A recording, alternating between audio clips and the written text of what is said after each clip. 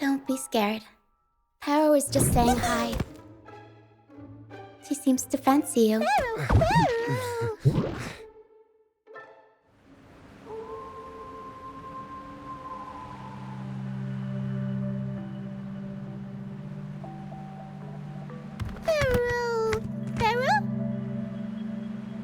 I'm not exactly one for formal introductions, Paro.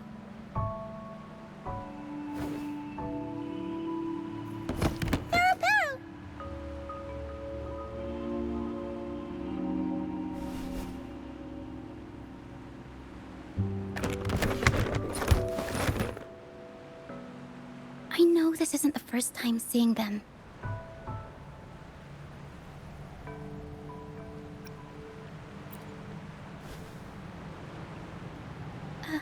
Hello, I'm Ochia. We've met before on Brand's ship. I was in this box.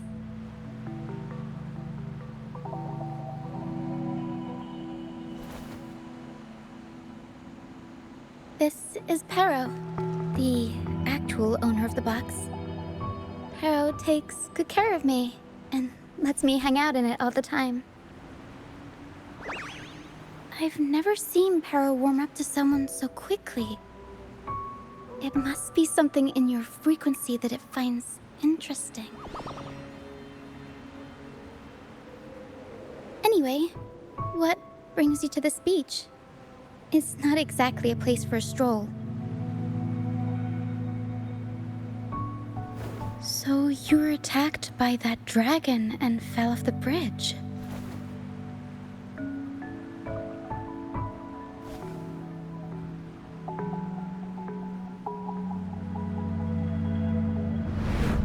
I'm guessing it was Abby who saved you. It probably exhausted itself and retreated back into your body to rest. I can still sense Abby's frequency, even if it's faint.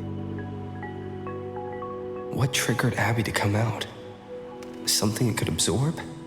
But then, why didn't it work?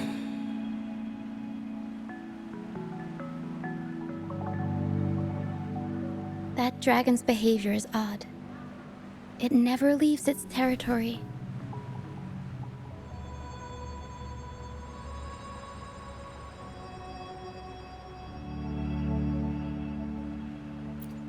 Long ago, this place was a sacred spot for the Order's pilgrims.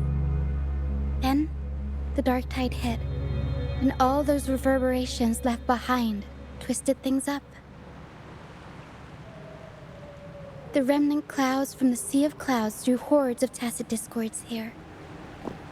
Now, their whispers fill the air, turning this once holy place of pilgrimage into the penitent's end.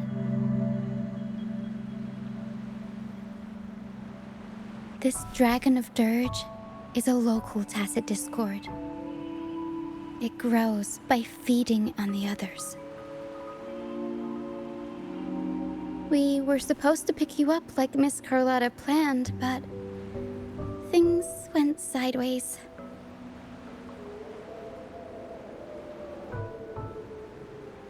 The truth Mr. Carlotta wants to show you lies somewhere on the aisle.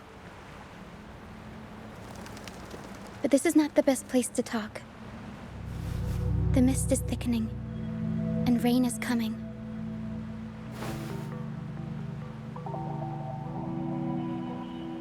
The mist is dangerous here. It traps reverberations, and when it collects enough, they quickly form into tacit discords.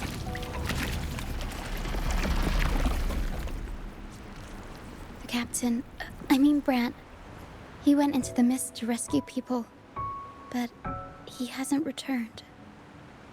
We think he might be in danger. I plan to go find him. Once I'm in the mist, my frequency will draw the creepies and crawlies away, so you'll be safer here. Just in case, take this to mask your frequency and defend yourself.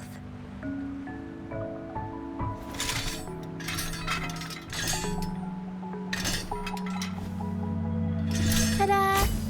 Fireworks pistol. One shot and it'll send the tacit discords packing.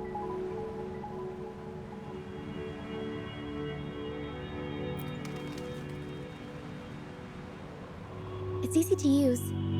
You want to see the upgraded version? Ta-da! Magnum fireworks pistol.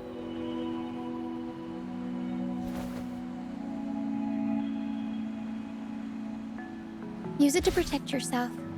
Our troop will bring you to our base soon and tell you the truth we've uncovered. I'll join you once I find Brant.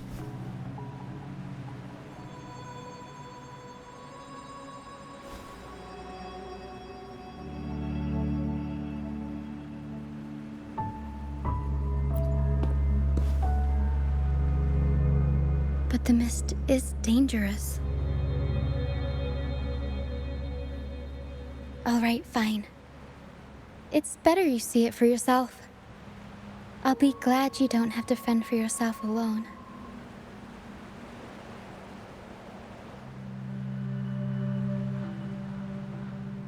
See that lighthouse? It's the only safe place in the mist. We'll head there. Brant might have taken shelter there too. Once we find him, we'll find the truth you're after.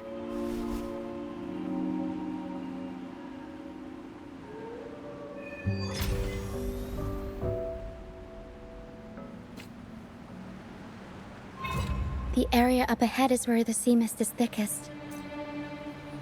Try to avoid the dark phantoms in the mist. They could turn into tacit discords at any moment.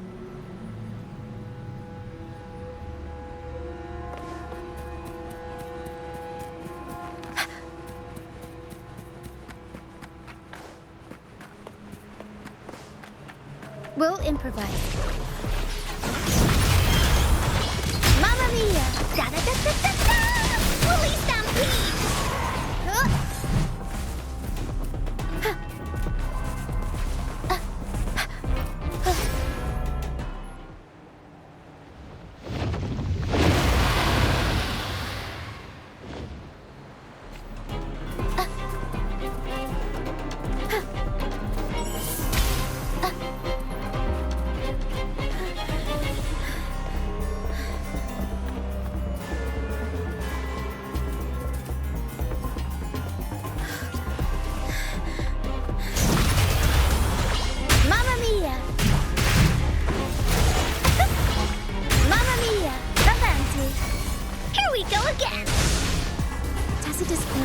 Watch out!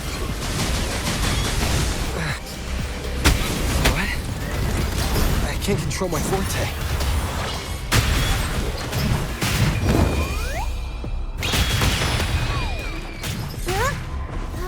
Surprise! Mamma mia! Avanti! The high levels of corrupted remnant energy in the mist are disrupting our frequency stability. I can help with that. See, fighting here is a bad idea. Let's just try to avoid any threats for now.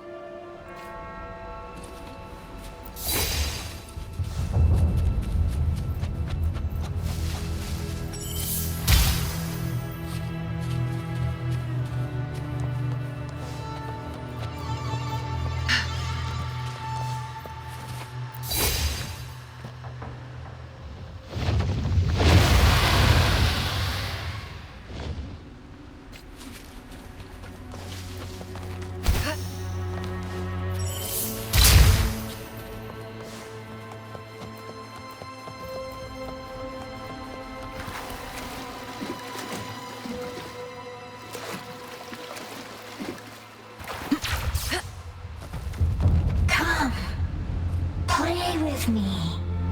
Look for me. Don't worry. They're just reverberations. Potential tacit discords in the making. Some of them are actually our friends. We can follow them to find our way out.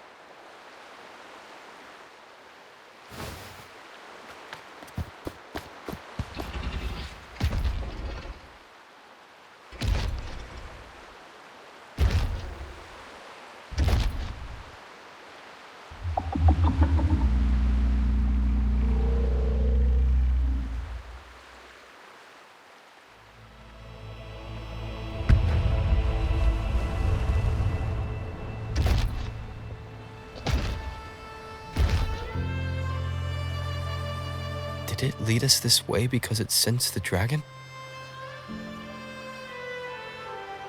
Possibly.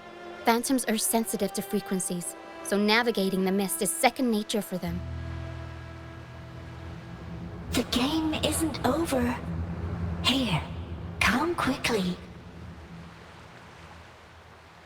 I think I figured out what they're doing. We'll be out of the mist soon.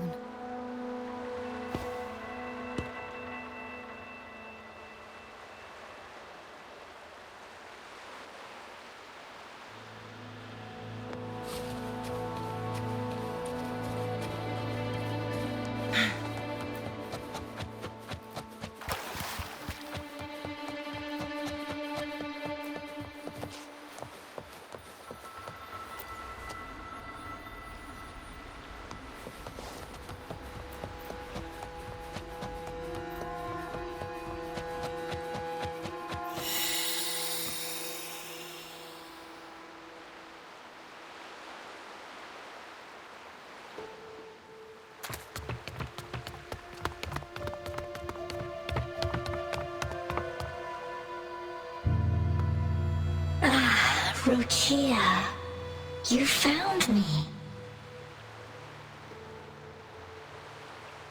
I'll always find you, but maybe don't do this again next time. Why? Isn't this your favorite game? I wanted to play with you. I know, but as your friend, I worry about your safety. My friend? Excuse me. Are you Rochia's friend?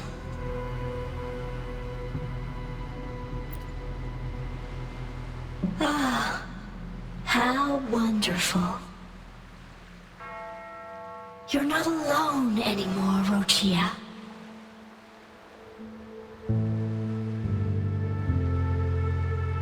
Yes, I have friends now. I'm so happy for you. All is well. Fly, fly to the high heavens. We are born free, and our souls will soar even in death.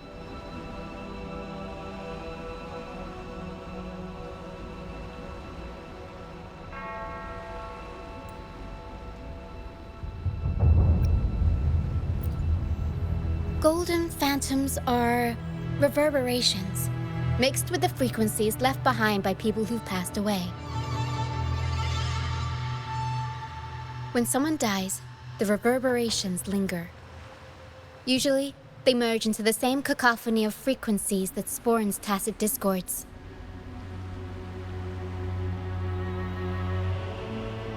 But sometimes, a trace of their final will remains, and the mist shapes this into phantoms.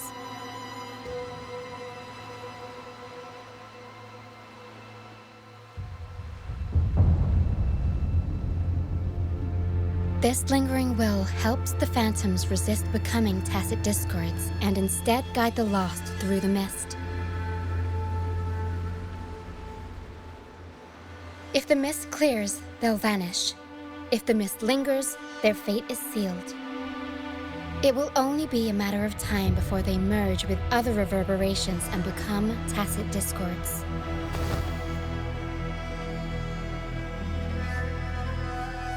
Their final frequencies tend to cling to certain objects, like this Lucianite here. I collect them as proof that they once lived.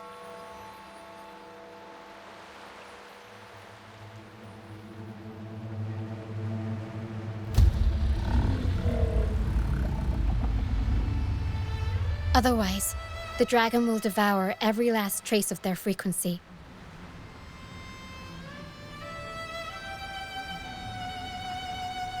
The mist is thinning. That stranded ship ahead looks like...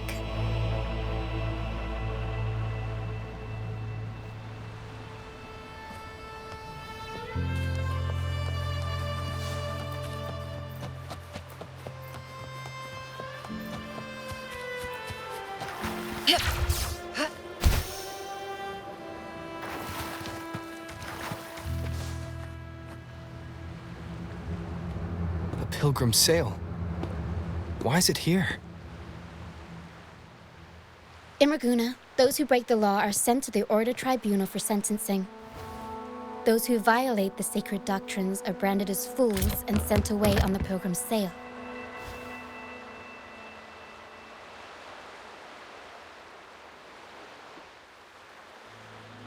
It's said that when the first dark tide ravaged Renacida, the first Primus followed the currents on a rickety boat and met the Sentinel in person. That's where the Pilgrim's sail tradition came from. Now the fools retrace the Primus's journey, reflecting on their mistakes along the way. There's a strong undercurrent around this isle, likely caused by that first dark tide. It drags all Pilgrim sails here unless the ship's course is altered.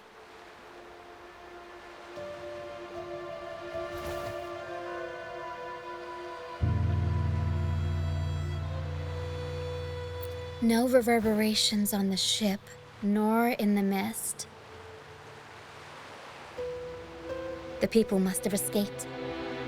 But with the mist this thick, we need to stay on guard.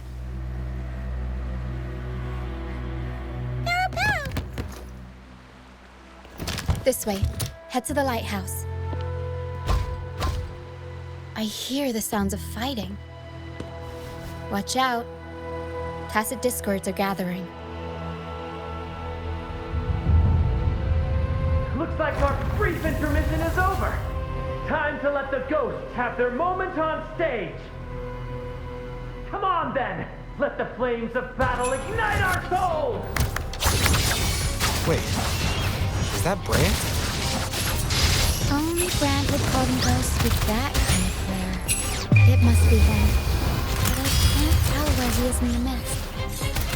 Anyway, let's deal with the trouble here first before we go look for him.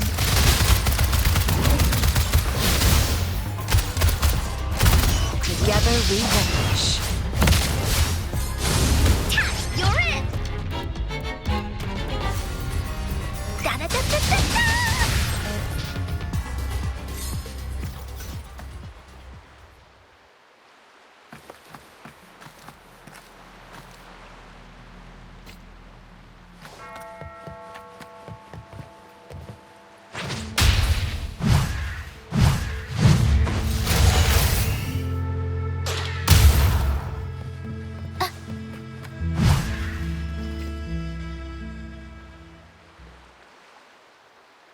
The show's over, ghosts. Time to take your final bow. Watch your back. A marvelous shot. You've earned your stripes, first mate. You're welcome.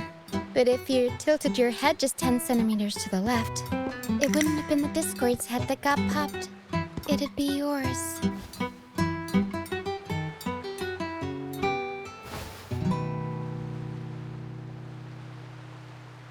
Not on your watch. Besides, fortune always smiles on me. Except in bets. And we've crossed paths with the rover again. Can't get luckier than that. We shouldn't have let him get caught up in this mess. He was worried about us and insisted on coming. Is that so? Then our gratitude to you is even greater for your timely aid. To find the brightest truth, one must delve into the deepest shadows. Such bravery deserves to be hailed, my friend. Where is everyone on the Pilgrim's Sail? I was patrolling the coast earlier when I saw their ship drifting into the mist. Time was against us, so I departed alone without alerting the crew. Thank you. Don't be afraid. You're safe with us. You've got some skill, you know, holding your own for so long in the trial against the Tacit Discords. Trial? I don't buy into the Order's nonsense. I've worked hard all my life and stayed true to the Order's teachings about forsaking earthly pleasures for divine favor. And what do I get in return? Heavier taxes.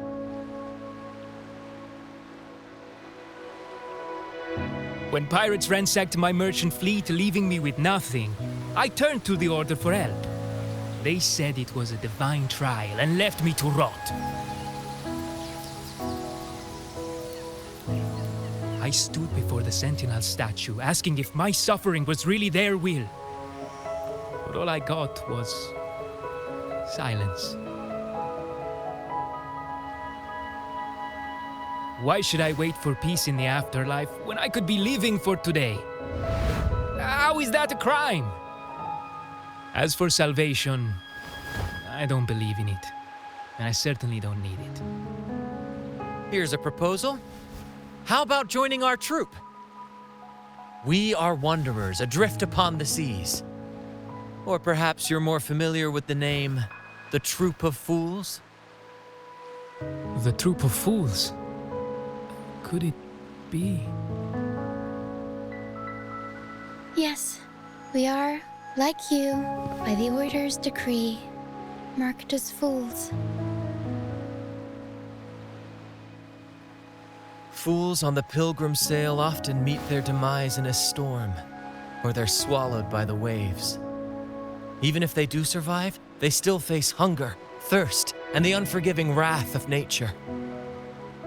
Maybe it's luck that brought you here so swiftly, and unharmed at that. Look around.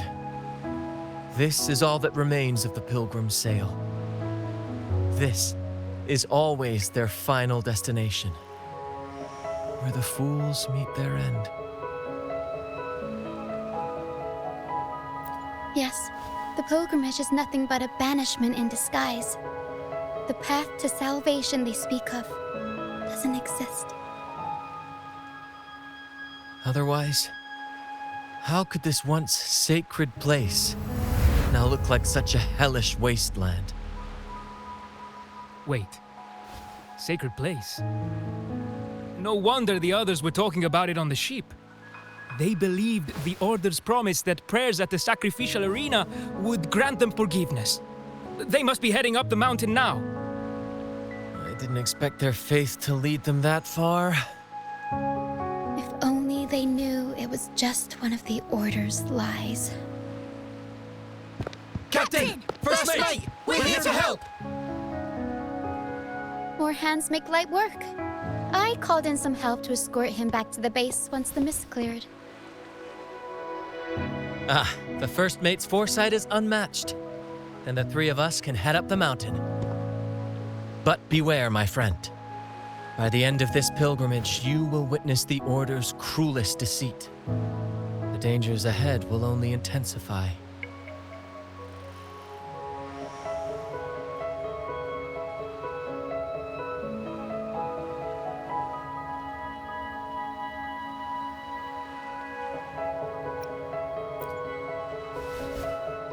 Please, save them.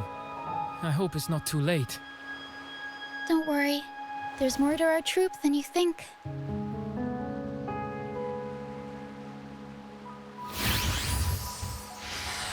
This wing ray can fly us up the mountain. You two go first. You'll find I'm very convenient to bring along. All right then.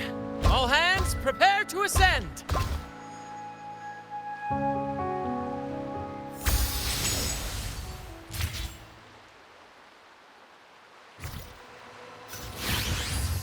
Crosscut.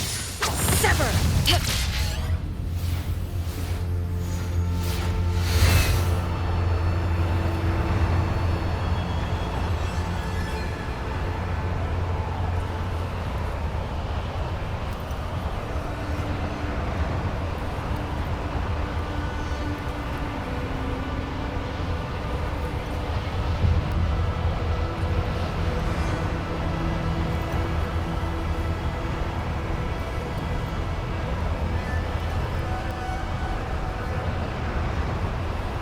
Tacit discourse incoming.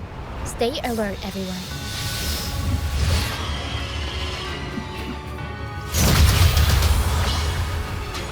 Mamma mia!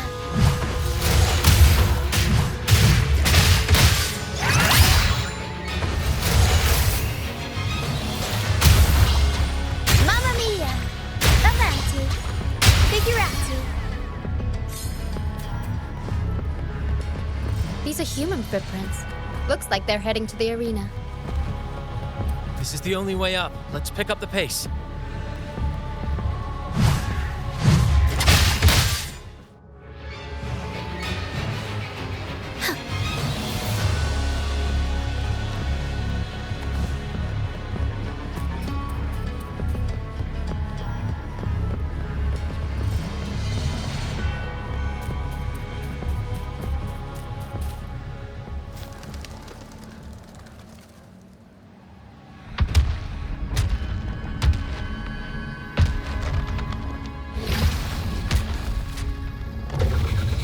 Divinity above, please have mercy on me.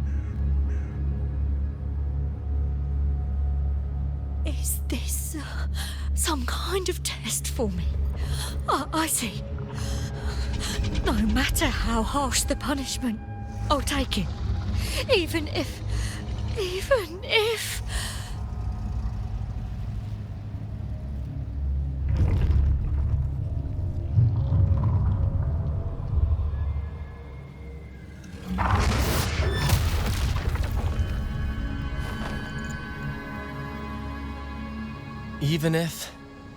it means death? We've never done anything that warrants paying with our lives.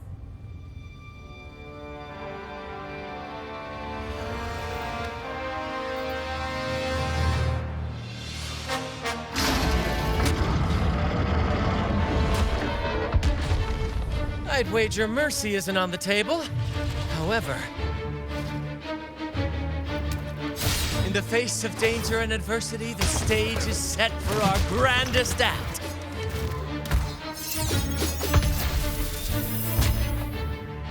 Brant, you handle the tacit discords. I've got the dragon. Of course. But with all due respect, shouldn't the captain be the one giving the orders? Just playing to our strengths. Take it, or I'll spill the beans about your wine stash.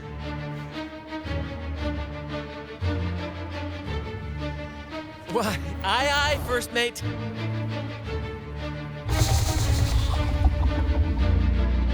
It's time to pay for what you've done, Dragon of Dirge.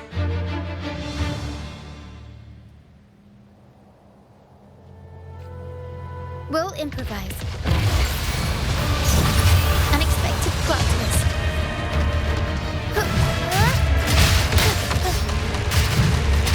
Together we vanish. Make it fast.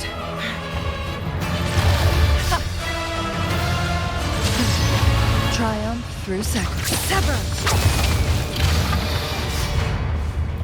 Beckon the divine flame. Take form. Aerial stun.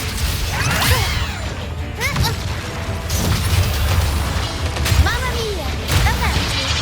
For a comeback. You're in for it now!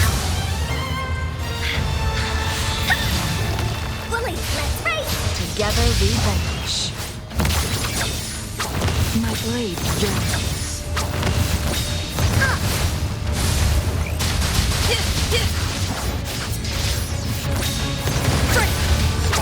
Be reduced to cinders. Sever! Here we go again!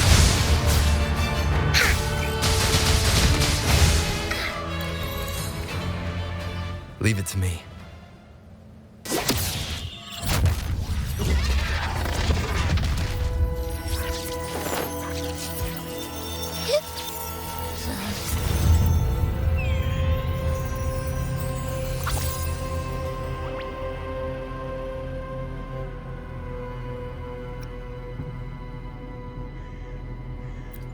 Seriously? You think that little lizard could take me down? I just took a nap after eating its frequency.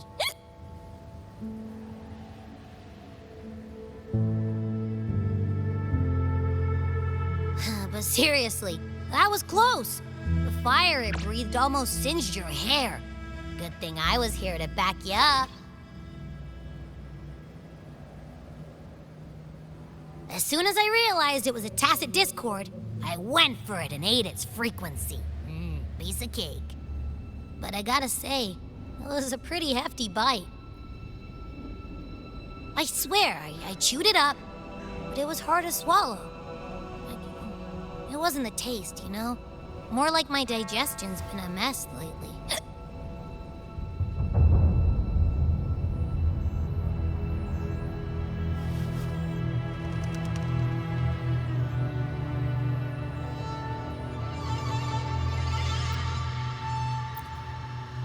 That's not the point. The real deal is, I found something crazy in its frequency. You said you somehow experienced empathy with the tacit discord back in Jinzhou, right? How about trying that again with this guy?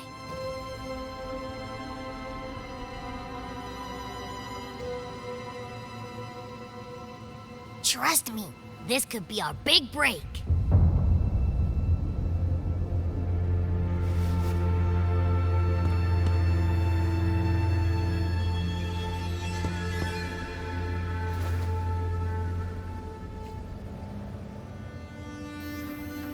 Gehenna, a wretched soul mourned by none. You are reborn to fulfill our sacred rite, illuminate the path of salvation. Become the fiery hand of judgment, purging all transgressions. Cleanse every soul ensnared by their own indulgence. Those who cannot withstand the trial by fire shall forever be barred from our pure land.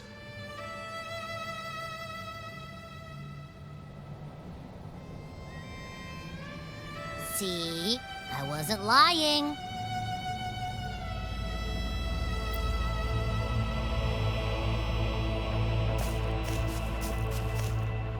Tacit discord's frequencies are perpetually fading, inching toward their end. Their only way to maintain their existence is to consume other frequencies as food. The dark tide and mist enveloping this isle have drawn in countless tacit discords. Their frequencies should have been enough to feed the dragon. If what you saw is true, then the Order must have used some trick to control the dragon, making its frequency fade away faster than it should.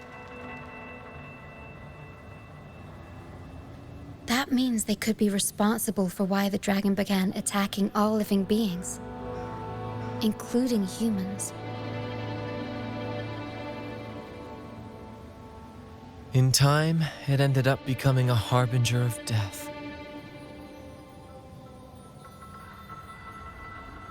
I found this during the previous battle. It seems the Fraxidus had their hand in this case as well.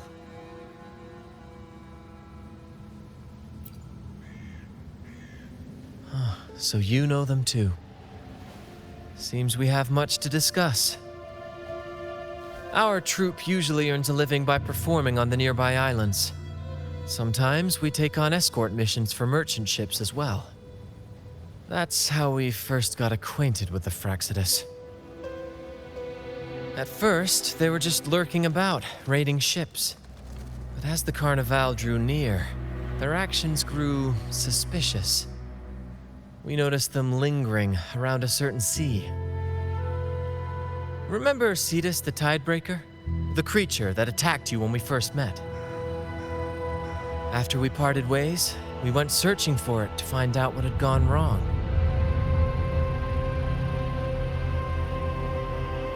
This is what we found on its tail, another Lycoris. Alas, the Tidebreaker slipped away into the deep beyond our reach. Still, this bloom leaves no doubt. The Fraxidus is behind its strange behavior. We saw what they did to the dragon. The Cetus's violent outburst must be their doing as well.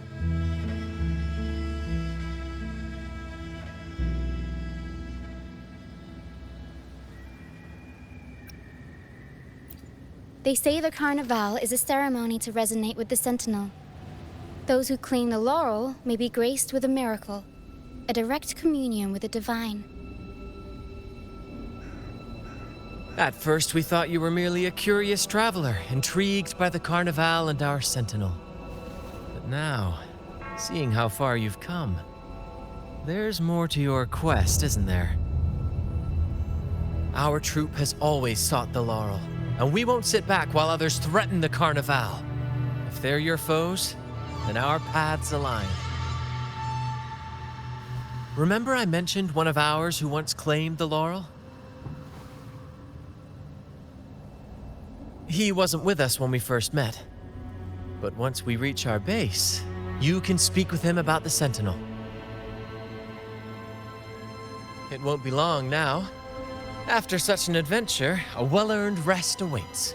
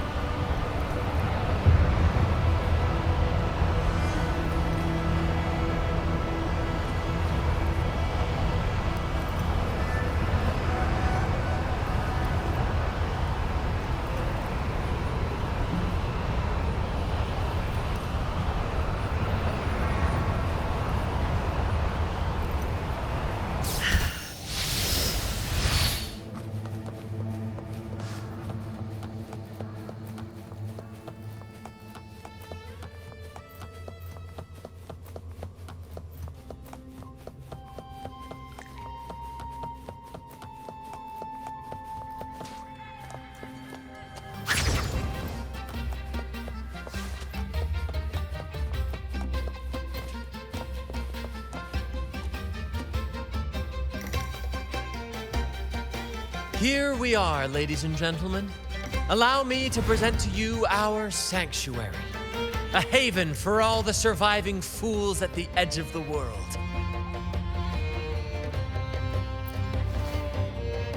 It is, my friend.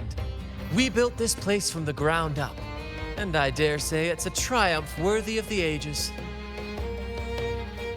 The mist does shield us from the Order, but it brings its own set of problems.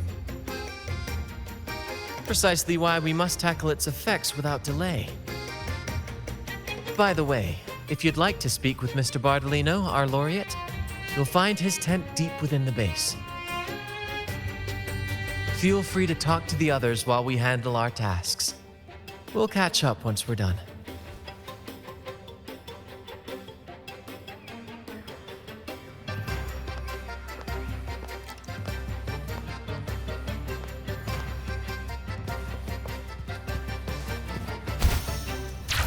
Winds, heed my command.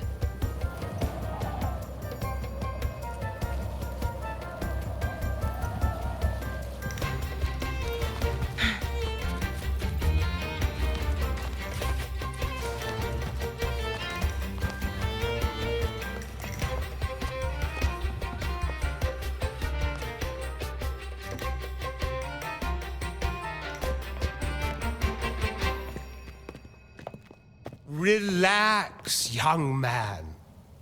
Life's only just unfurling its sails for you. Why sit there like one of those dour statues in the Order's halls? Don't be afraid to show a little spark. I was just thinking about my future. Is Raguna truly lost to me forever? Some have found their way back, but under the Order's watchful eye. Is that really what you want? A life without freedom? Listen, you don't need a grand stage to leave your mark. A true Raganazi can turn even a ragged tent into the finest theater. That's what I'm preparing to do.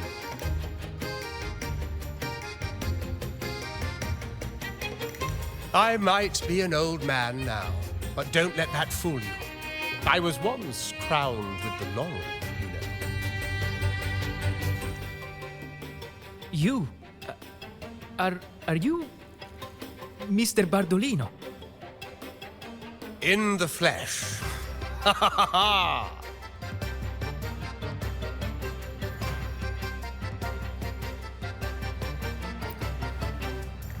As I took my final bow on stage, a bright light pierced through the clouds, shining down from the sky. And then, a radiant laurel descended upon me, and I heard a voice. It was the Sentinel's voice, ringing in my head. I asked them a question that had puzzled me since childhood. The ultimate philosophical riddle. What should I eat tonight?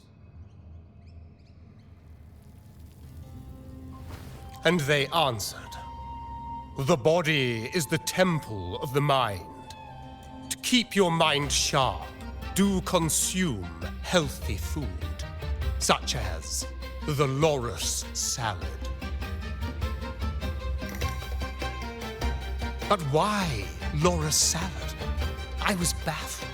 And the meaning still eludes me to this very day. I've never been quick-witted, though, and the Order's doctrines never quite took hold. Acting, however, that is where my true passion lies.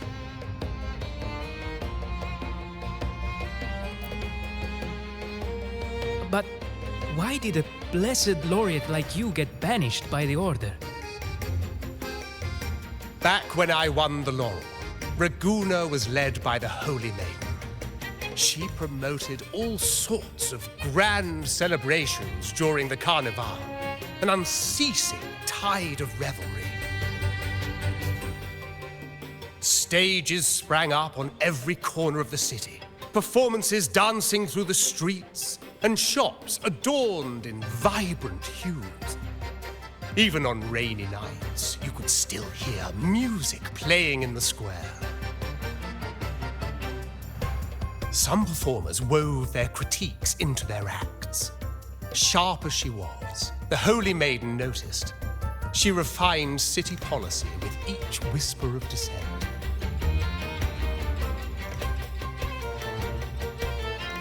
Those were the golden days, my friend. The Holy Maiden once said that if she were to leave this world, she'd want no majestic tomb or solemn funeral, but the grandest carnival as her final farewell. And then, she really did leave us. The current Primus took her place, and in the name of mourning the Holy Maiden, issued all sorts of bans on the carnival. But is that really what she would have wanted? The Order's grip tightened, and the carnival performances were reduced to dull, monotonous shadows of their former selves.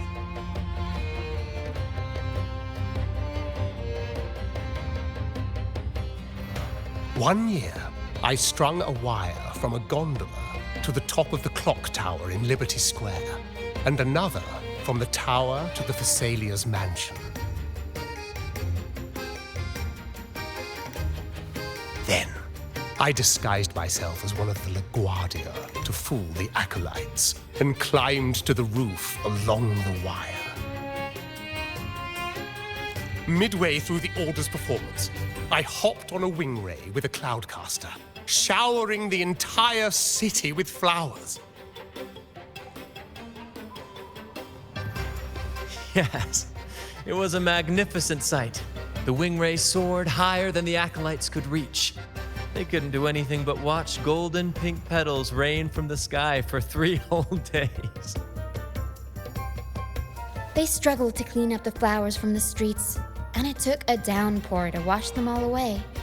That cloudcaster, adapted from a music van, became the prototype for the one we use on stage today.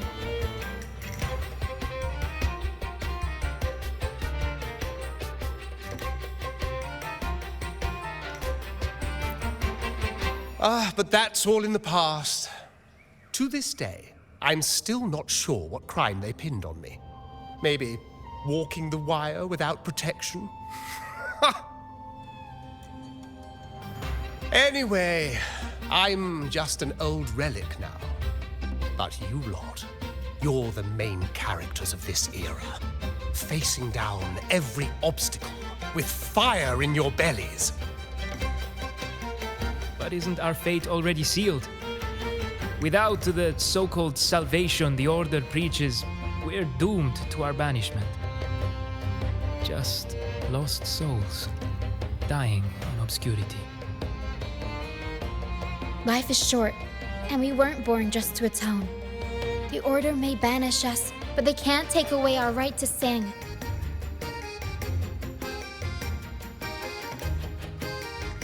Death is one of many possible ends, but it's certainly not the worst. Perhaps being forgotten is what the Order wanted for us.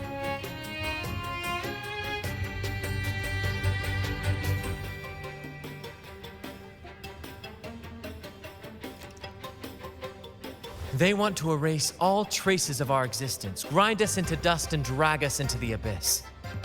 But we'll fight the tide and live our lives to the fullest. Members of the troupe may come and go, but they never truly left us. Their deeds and songs are passed down through the ages. One day, our voices will echo across every land. Our words will reach every corner of the world. And by then, even the tacit discords in the stormy sea will know our names. That's the spirit, boy! Even if I can't earn myself a proper title, I'll become Rinasita's most enigmatic legend. When I'm gone, I'll leave behind a coffin that sings. Or maybe turn into a lark, singing every day and night.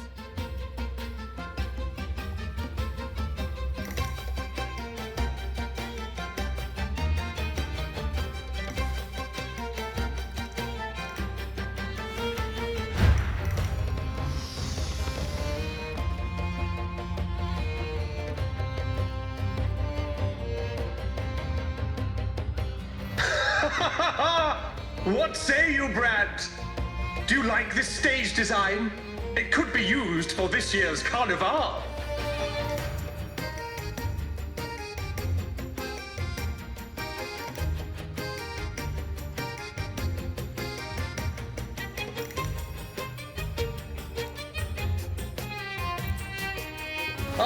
Our little chat reminded me of those good old days.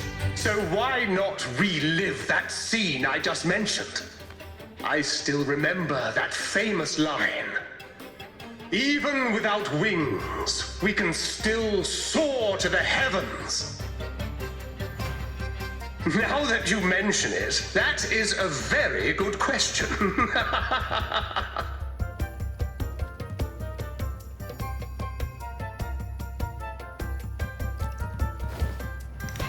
Please don't mind him.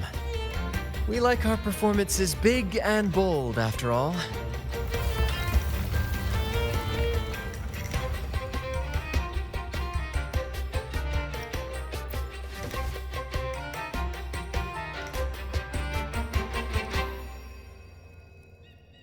That fight with the dragon probably messed with the mountain's stability.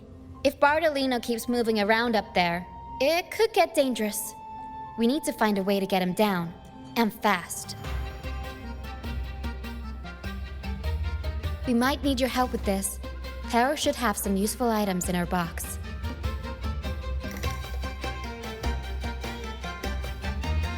We've got a cloudcaster that can conjure up some fluffy cloud cushions. They'd make the perfect stairs to reach Mr. Bartolino, or catch him for a soft landing. But some of its parts have been borrowed by other troop members.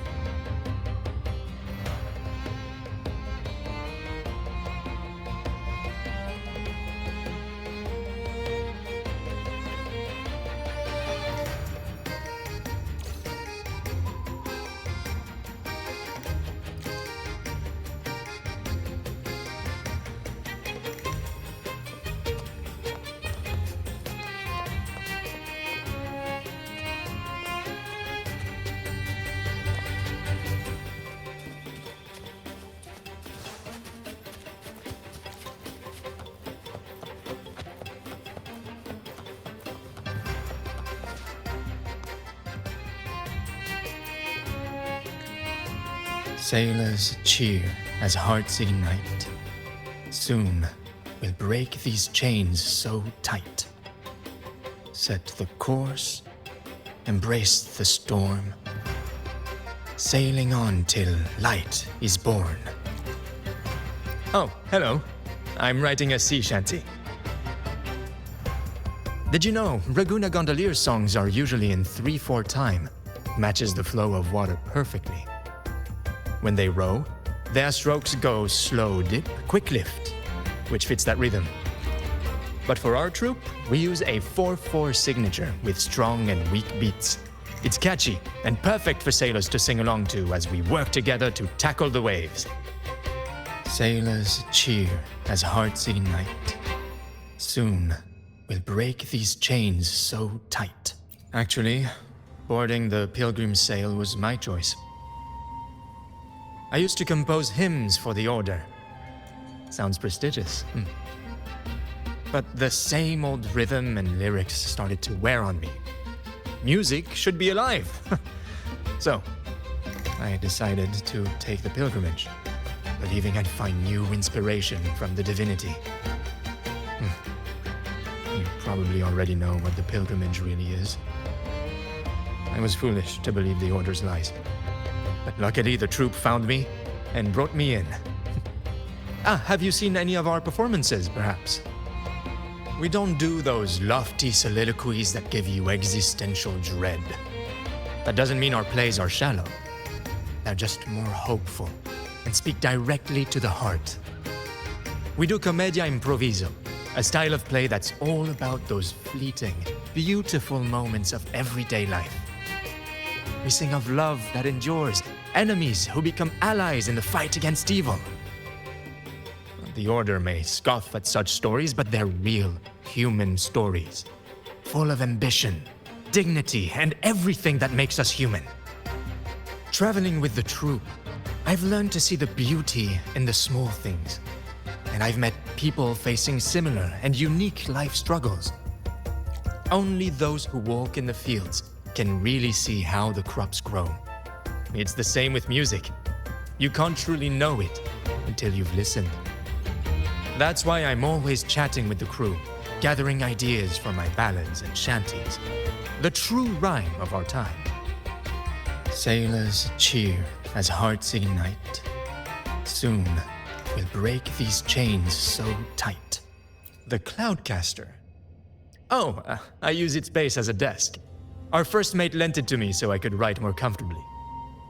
Here it is. Careful, it's heavy.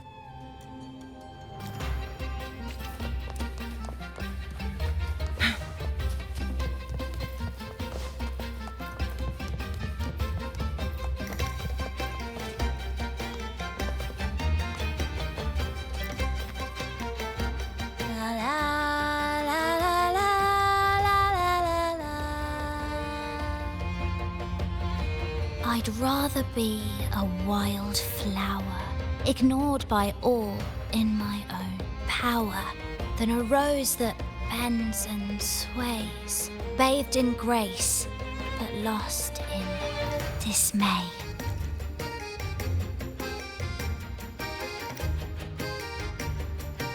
Who knows? Ask the Order and they'll give you 100 reasons.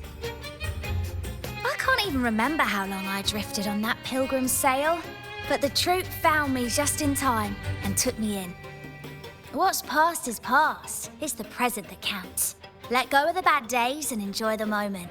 This is the way to live, I'd rather be a wild flower. Isn't it obvious?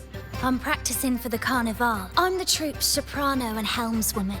Steering Rena Sita's echo ship isn't just about strength. It's about resonating with the echo. After years at sea, I've learned that some echoes are sensitive to our songs and will react to them in different ways. The Order warns of sirens lurking in the stormy sea's mists, but they don't scare me. I'll show them who the real siren of these waters really is. I'd rather be a wild flower. Cloudcaster. It does ring a bell. Here, the resonance unit. It helps me find the right pitch and rhythm. Works like a charm. You should give it a try too.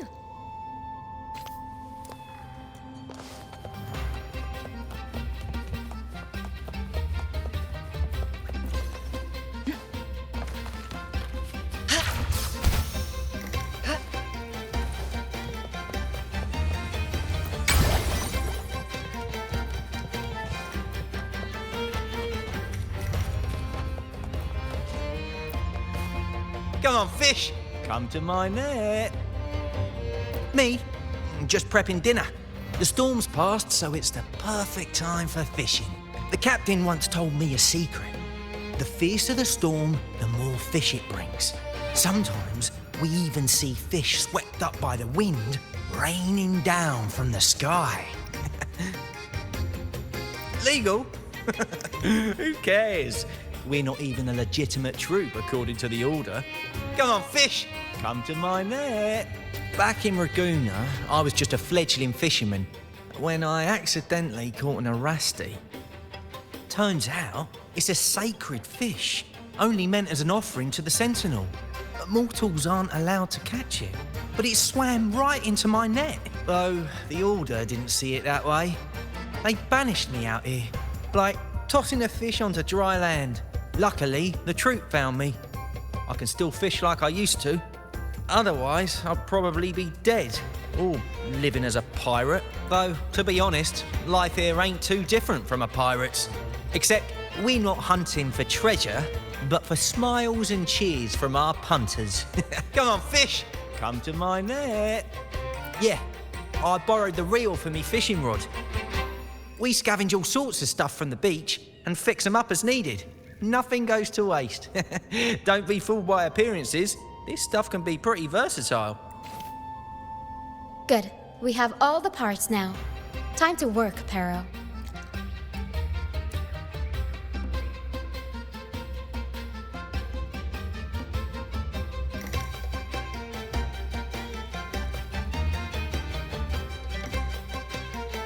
Everything's set for takeoff. Let's position a cloud cushion beneath Mr. Bardolino. Then we'll pop the balloons and bring him down safely. Although we might need a bigger cushion. The Cloudcaster's resonance unit responds to song. The louder our singing, the more powerful the effect. In that case... All right, friends, old and new, come and join this sing-along!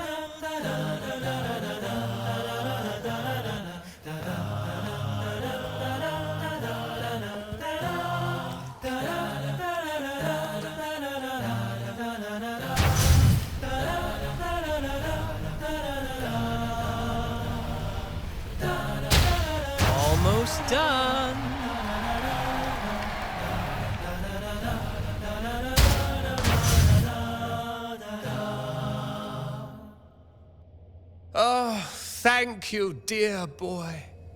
You helped me complete this performance and fulfill one of my dearest wishes. Please, I'll gladly give you my most prized possession.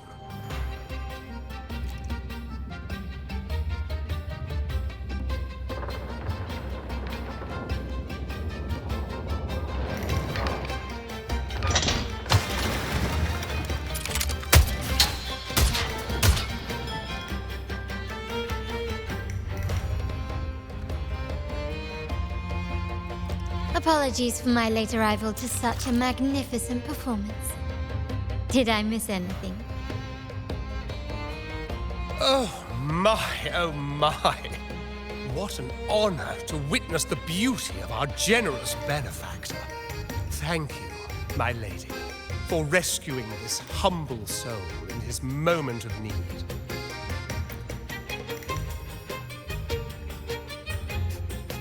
You flatter me. The family's protection extends to all who stand by us. Might I say what a pleasure it is to see you again, Miss Carlotta. You have my heartfelt gratitude.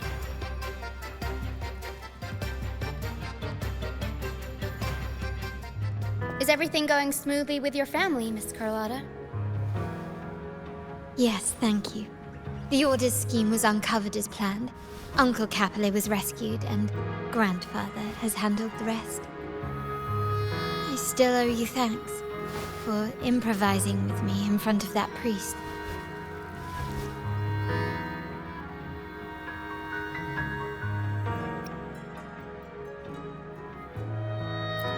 You've got a sharp mind. No pain, no gain, as Grandfather used to say. I'm pleased we're on the same page.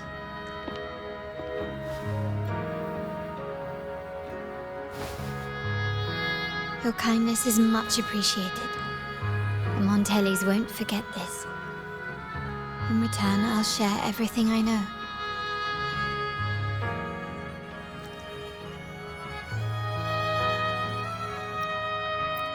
I believe you've noticed that the Order has been undermining the family under the guise of its doctrines. Alienation, monopolization, just a few tricks up their sleeve. Their true motives, however, run deeper. Their alliance with the Fraxides speaks volumes. While we don't know the full extent of their conspiracy, one thing is clear. Their sights are set on this year's carnival. The carnival is likely where you'll find clues about the Sentinel.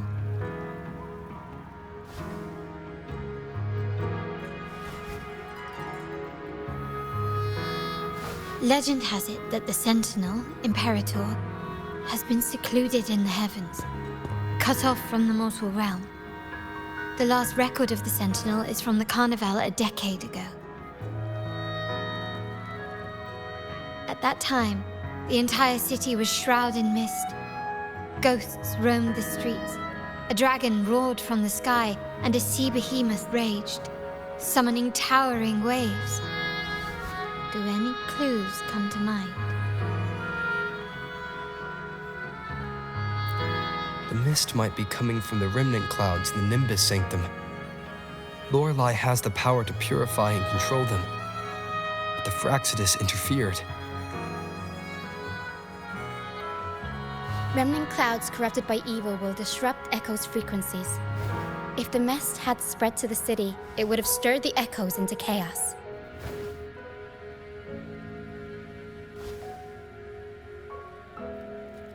We are lucky that you and Zani, along with that acolyte, awakened Lorelei in time. You prevented the mist from spreading and averted the wave-worn.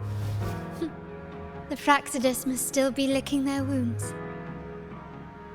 At that time, the entire city was shrouded in mist. Ghosts roamed the streets. A dragon roared from the sky, and a sea behemoth raged, summoning towering waves. Do any clues come to mind? The Montelli traders used Lycoris in experiments to turn Echoes back into tacit discords. If they were successful, the ghosts seen 10 years ago may have also been created this way. Ghost is just a dramatic name given by the Raganesi for tacit discords. They look nearly identical to echoes, especially in the mist.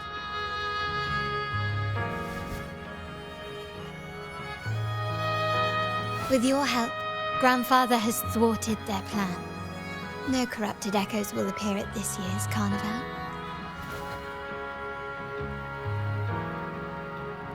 At that time, the entire city was shrouded in mist. Ghosts roamed the streets. A dragon roared from the sky, and a sea behemoth raged, summoning towering waves. Do any clues come to mind? The Order has allied with the Fraxidus to control the dragon. From what I saw when I connected with its frequency, they might be planning to command it to attack Raguna during the Carnival. After the Tacit Discords took over this isle, the Order used them as an excuse to forbid any entry. It might be their way of concealing the dragon's existence.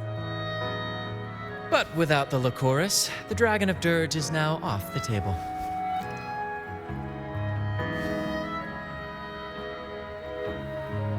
At that time, the entire city was shrouded in mist. Ghosts roamed the streets. A dragon roared from the sky, and a sea behemoth raged, summoning towering waves. Do any clues come to mind? The remnant clouds spreading, experiments to turn echoes, and the dragon's manipulation. The Order plans to recreate these disasters at this year's ceremony.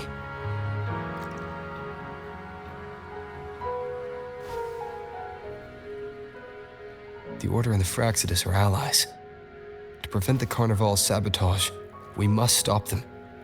But what is their motive?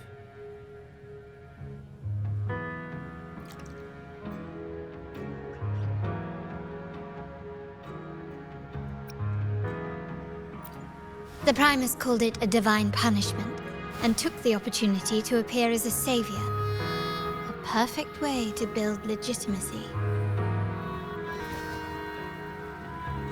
The Order relies on the people's faith in the Sentinel. With the Sentinel's 10-year absence, faith in the Order has waned. They must be desperate to restore that trust. It is for this reason that the Order has been forced to revive the festival.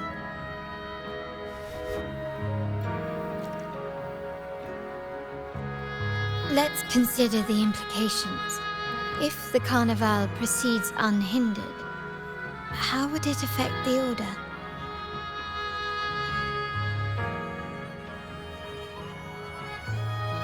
The current Primus claims to be the Enlightened One, the Sentinel's Resonator. However, based on the prophecy we found in the ruins, this role is meant for the young maiden who is destined to heed the divine oracles during the Carnival. The Carnival is the only time humans can directly communicate with the Sentinel. Normally, it's the Primus who conveys the Sentinel's words. A successful Carnival offers a chance for citizens to meet the Sentinel in person. But for the Primus, and possibly the Order, it poses a threat if they've been fabricating the oracles. To sabotage it while still maintaining their authority, they partnered with the Fraxidus. The Fraxidus will cause chaos during the Carnival, and the Order will swoop in as the saviors, restoring public trust just as they did before. So far, you've helped us crush 3 of their schemes, but one remains.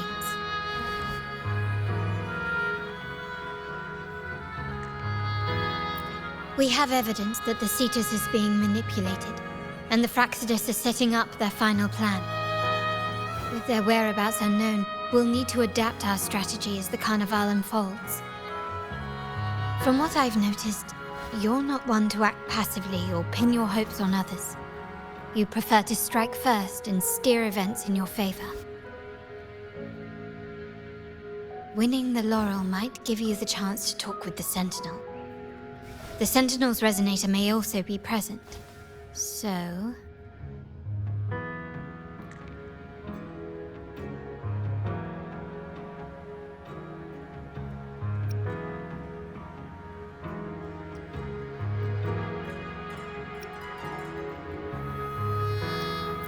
Our aim has always been clear: to restore the Carnival to its former glory with a performance for the ages.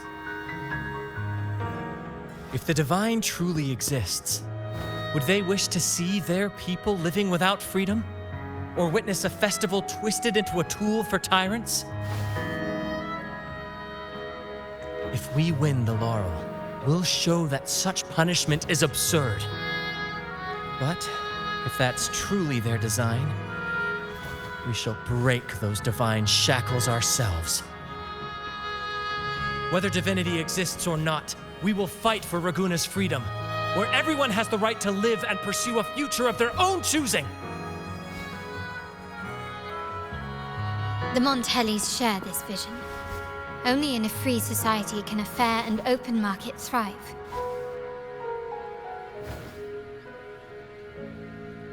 However, the troop alone is too weak. The family is under close watch and our enemy hides in the shadows. We need your strength to find our way forward.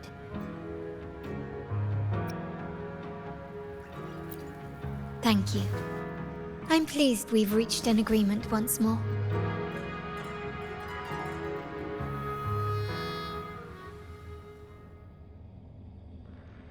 All right. What should we do now? Any plans? Since the Order intends to sabotage the Carnival and incite chaos amongst the guests, confronting them directly only plays into their hands. You've seen the troops' unique approach to combat, haven't you? That's precisely why we're allies with them. We will turn any disturbances into a theatrical performance. I can see our friend here is still a bit confused. No worries, my dear boy. We'll have a quick rehearsal before the Carnival begins. Speaking of which, Ms. Carlotta, would you honor us by joining our performance? Me? I do have some stage experience, though I must confess I may be a bit out of practice.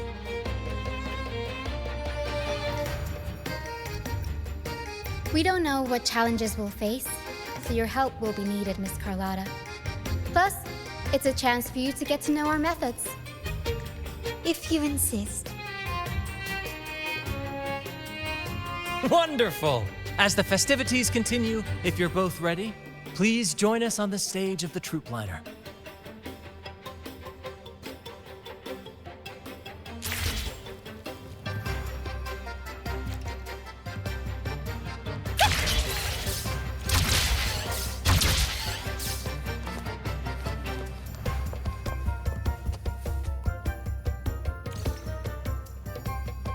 Our rehearsals are rather straightforward. No scripts, just pure intuition and our senses guiding us. That's what makes Commedia Improviso truly come alive. For our improvised comedy, we start with a theme. From there, we build our lines and act on the fly, responding to the unfolding show and audience reactions. But with the limitless capacity for human creativity at play, the plot can sometimes veer into the, well, unconventional. To prevent things from spiraling too far, we set an anchor for the performance. Pardon my interruption, but I'm quite curious. What sort of bizarre plots have you encountered? Well, something like a humble craftsman from a small town sets sail on a rainy night, stumbles upon ancient ruins, is reincarnated with superpowers, and then decides to conquer the galaxy, becoming the Emperor of the Stars. So, we draft a basic outline that assigns roles and guides the plot's direction.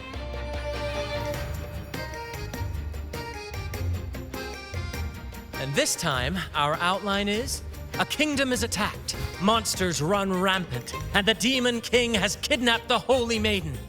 A few brave heroes accept the minister's quest to defeat the Demon King and rescue her.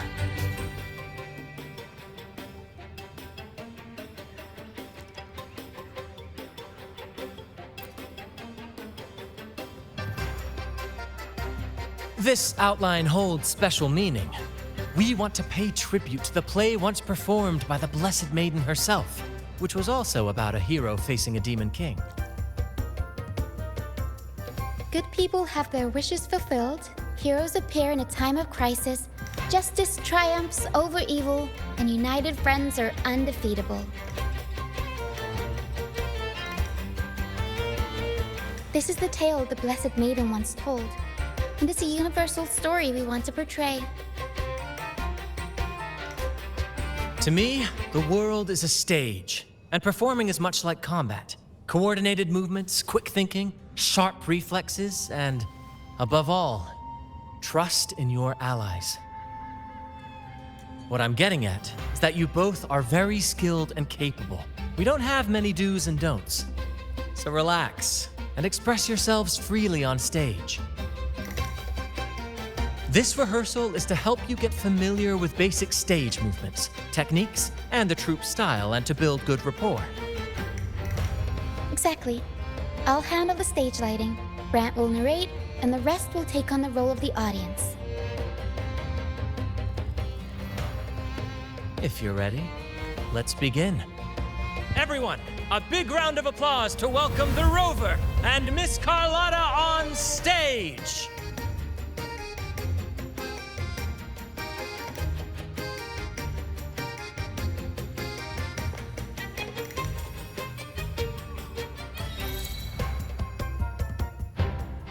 All right, next I'll spin the prologue of our tale, setting the scene for how our brave heroes first crossed paths. Once upon a time, a hero roamed the world. Undaunted by the lack of a divine vessel, he embarked on a perilous journey across tempestuous seas. Alone in the dark, a young girl of untethered spirit soared against towering barriers with wings of defiance. The winds of fate brought them together.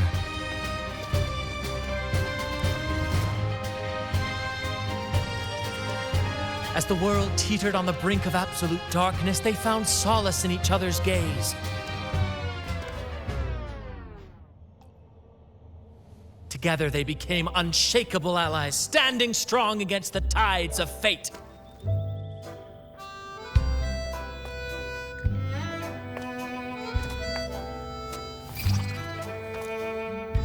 Even if light were to fade from the world and the stars cease to shine, they would still blaze like the sun forever.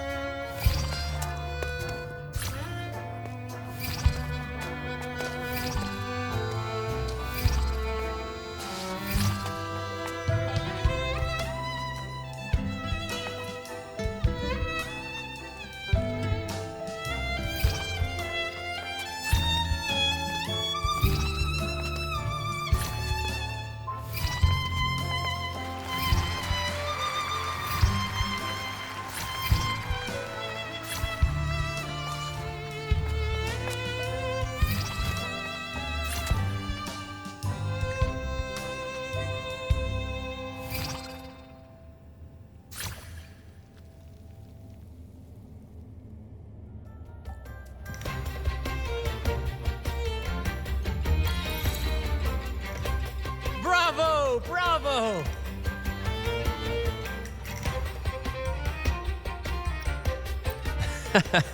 Seeing your chemistry, I decided to take a little creative liberty with the story. Anyway, it didn't stray too far from the outline, right? The thrill of improvisation is in its unpredictability. There's always a rush of excitement with every twist and turn. Your movements were seamless, elegant, and powerful. I'm confident you'll shine at the Carnival. Thank you. It was all thanks to you. You inspired me and kept my spirits high.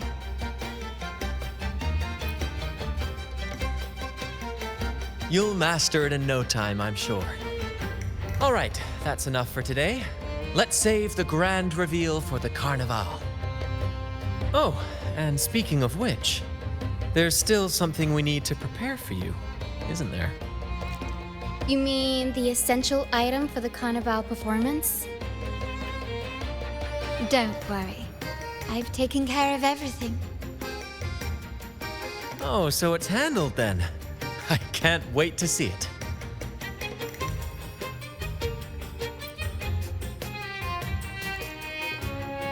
I have a small gift for you.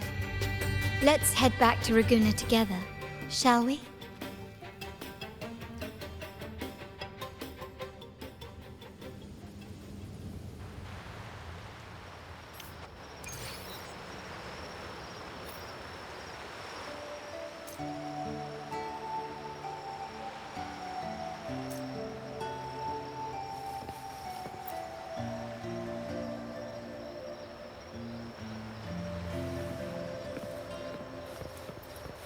This way. Please, follow me.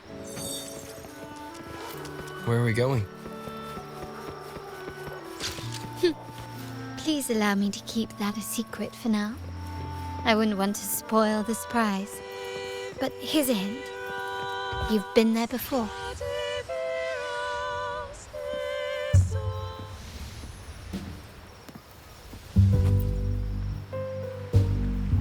Oh, dear Lady Carlotta, thank the Sentinel you are finally back. I was just about to close up shop to prepare for tomorrow's carnival. You have completed my request, haven't you? Of course, Lady Carlotta. You should have more faith in my skills. Here you are. A small token of my appreciation. Abby, I have something for you as well. Wow, really? I get a gift too? Ha! You're so nice. Ah, so that's why Lady Carlotta was so insistent on using only the finest materials and meticulous craftsmanship for this piece. For a moment, I feared she lost faith in my skills and was plotting to hand over the shop to someone else. But now I see why this little creation was so important to you, Lady Carlotta. Nyala, you do have a flair for dramatics. Anyway, why don't you unwrap it?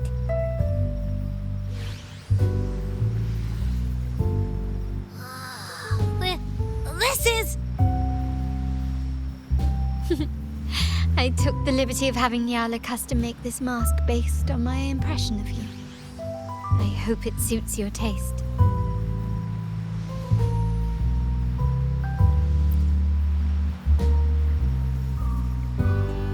I'm pleased you like it. The carnival is a splendid reverie, and the mask is its passport. May it help you navigate the carnival with ease, and let you enjoy it to your heart's content. We will, for sure. May I take a bit more of your time? Walk with me through Raguna tonight. I have some additional information to share with you.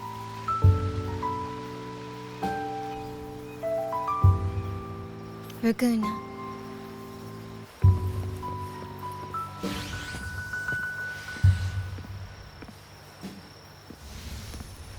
Jewel, the sapphire that crowns Solaris. The waters of Raguna serve as a mirror, reflecting the countless faces of this city, much like our own There was a time when the currents swept us into the jaws of uncharted waters, where relentless storms and voracious waves awaited. But after weathering such trials, they revealed to us a hidden gem, the shores themselves. My family has always been drawn to the thrill of a new voyage. One stormy night, fate decided to play a hand. What we discovered there on that island, the technology and novel ideas, was nothing short of a blessing in disguise. There exists only one relatively safe route from the Black Shores to Raguna, a path known solely to the Montelli family. As long as you stayed on this course, you were bound to encounter the truth. My family has always been drawn to the thrill of a new voyage. One stormy night, fate decided to play a hand. What we discovered there on that island, the technology and novel ideas. Exactly. When we heard the Blackshaws were hunting for a legitimate entry into Raguna, I thought, why not bring them into our little venture? Hence the invitation. My family has always been drawn to the thrill of a new voyage. One stormy night, fate decided to play a hand. Well, our intentions might not be as grandiose or ominous as you think. We seek liberation. And to achieve it, we're pursuing the truth behind Renacita's origins.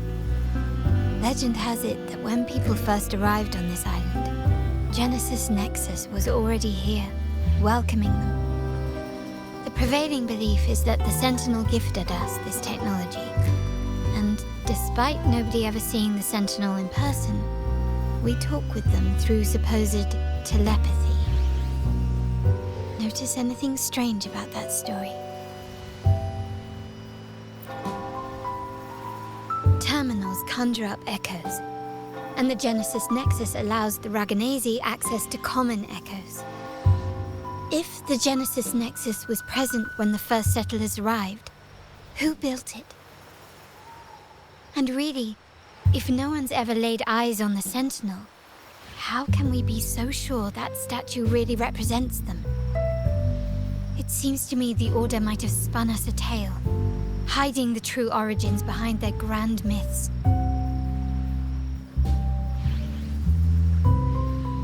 No. We have no ambitions to rule or to renounce our faith. And really, this city should not be ruled by any one entity. The hour grows late. I have arranged accommodations for you at Palazzo Grotta in the south. Let us walk there together, and I can share a story along the way. Think of it as a bedtime tale. I learned it from the troupe. It's about Fleur de Lis, the Blessed Maiden. Once, the Blessed Maiden was just a simple peasant girl. During the Sentinel's gratitude rite, the young Fleur de Lis managed to sneak past the guards and drink the sacramental wine. Every drop. Perhaps it was the intoxicating wine in Eglatown, or simply her lack of experience with spirits. But she soon found herself quite drunk. Swaying on her feet, she ascended the ceremony's grand platform, lifted her threadbare dress, and began a rather ungainly dance. Seizing the sacred horn, she played a carefree folk tune, dodging the guards and weaving through the crowd with surprising agility. Remarkably, the crowd, as if drawn by an unseen force, followed her lead, transforming the solemn ceremony into a wild parade of cheers and revelry. Naturally, the Order was less than pleased. The pilgrim sale did not yet exist, so Fleur de Lis faced 3 days of confinement. During that time, she used her prison walls as a canvas. That unforgettable day of disordered revelry left a lasting mark on all who witnessed it. Is it not remarkable? A rebellious girl chosen by the Sentinel to become the Blessed Maiden. If the Sentinel indeed permitted such a girl to serve as their spokesperson, it suggests that all this joyous revelry is not something they disdain. Perhaps they too enjoy poetry, painting, tears, laughter, romantic tales of nights, and dancing amidst crowds, much like ourselves.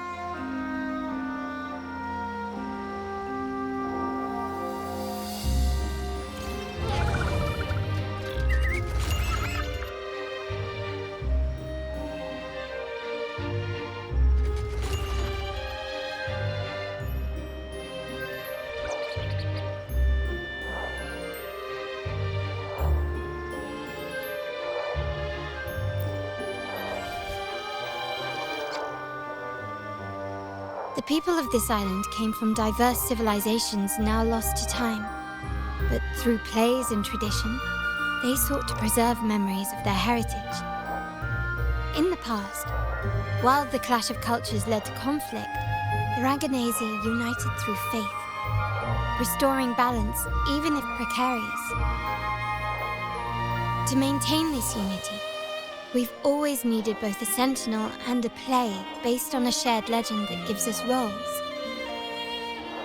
Yet this play has endured for so long that we've become defined by our roles. Noble, commoner, believer, merchant. What was meant to unite us now stifles us.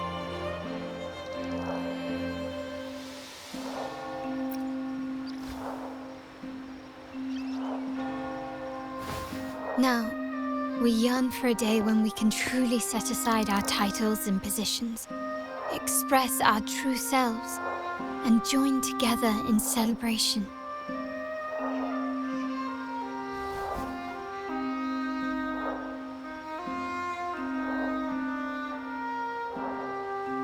Yes, born from hope and idealism, it reminds the Raganazi of our initial vision of equality and freedom. It also affirms our true worth. While the Order's true intentions remain unclear, we are certain their influence has already eroded the very foundations of our society. People revere the divine figure the Order has constructed, yet they also live in fear of punishment.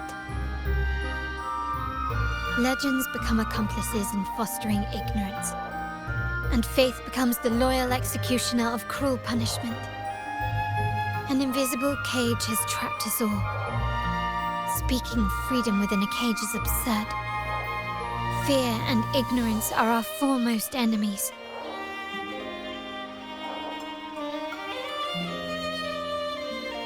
This year's carnival will spark a flame fierce enough to burn down that cage.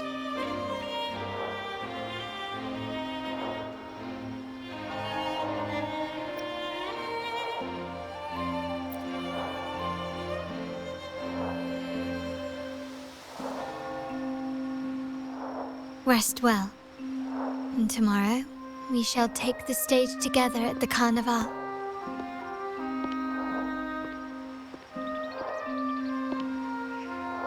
Good night. May your dreams be sweet.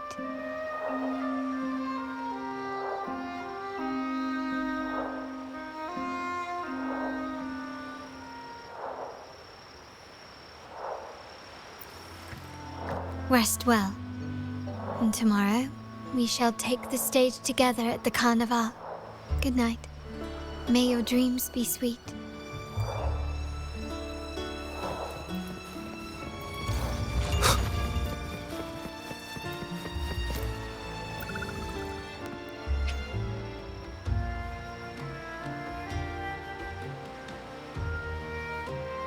Welcome. Lady Carlotta already notified us of your arrival. We are prepared to check you in whenever you're ready. Very well. I'll escort you to your room immediately.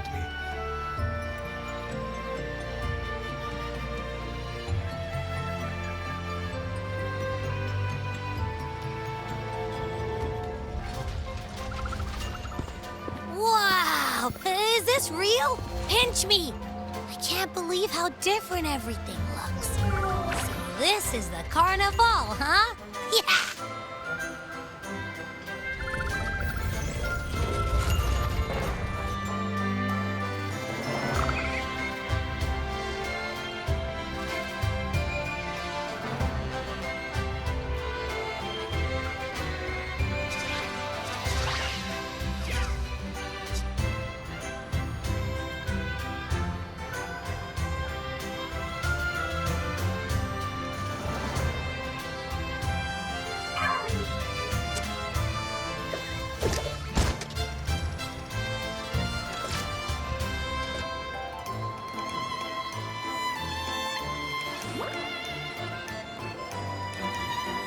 Can't wait to explore.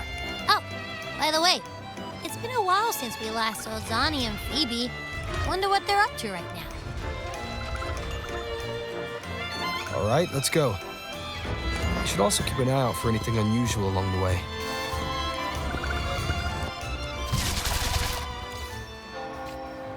Miss Margarita, is my order ready yet? Yeah, I was about to say, I have been waiting.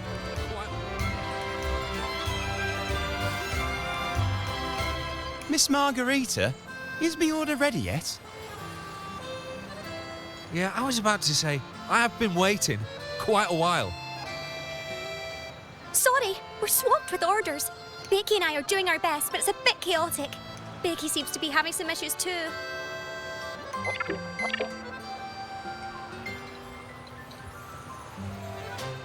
No need to worry. Let me take a look. Ah, I see. Becky is just a bit overloaded with all the work. It might need a short break. Oh, good morning, my friend. I'd love to, really. Look, see this mask? However, it's crystal clear to me that keeping things running smoothly is a top priority right now. Lady Carlotta has already briefed me on your plan. Along with the other family members, you can count on my full support. Miss Margarita, is my order ready yet? Yeah, I was about to say, I have been waiting.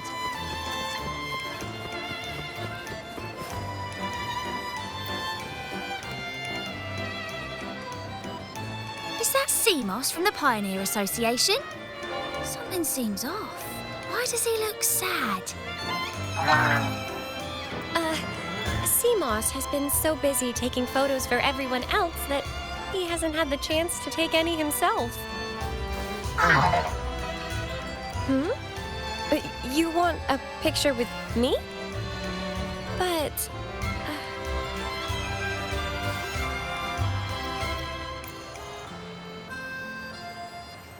Oh, hello. Well, thank you. Yes, a photo would be wonderful.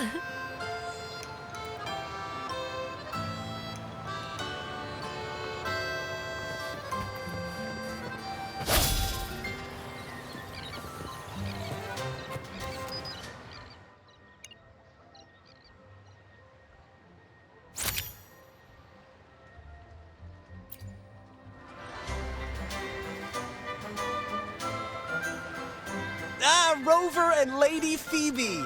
I've been capturing the Carnival's many beautiful moments. What brings you all together here? You took this picture? Look at that composition and lighting. Who knew you had a knack for photography? Buddy, you look so happy. Whatever the reason, thanks for making this moment special. It's all thanks to Rover. He fulfilled Seamoss's wish. Just like us, Seamoss wants to savor every moment of the Carnival and leave with no regrets. The Sentinel cherishes their people, and as followers, we find joy in witnessing everyone's happiness. But we have our duties, ensuring order during the Carnival. I'm sorry, I can't join in the festivities. I wish you a wonderful time at the Carnival.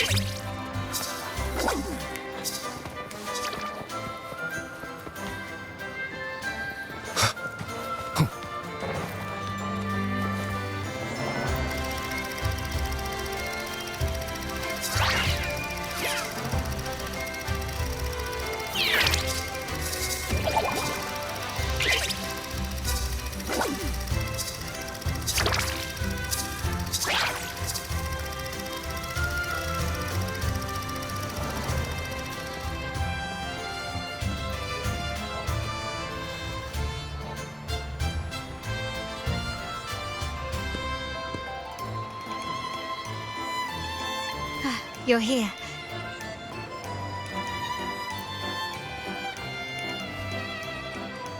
For the Raganazi, the Carnival has always been an occasion to revel with abandon.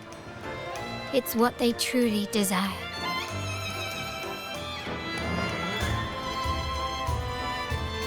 The family is prepared. They'll support our plan should the need arise. We must remain vigilant. The Fraxidus may be lurking, observing our every move. It's nearly time. The troops should be arriving at the harbor shortly. How do you feel? Ready to step into the spotlight?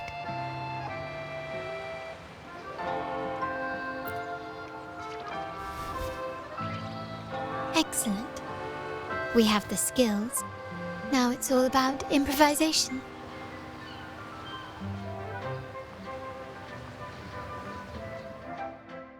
The time has come. Let's go. Let's celebrate together.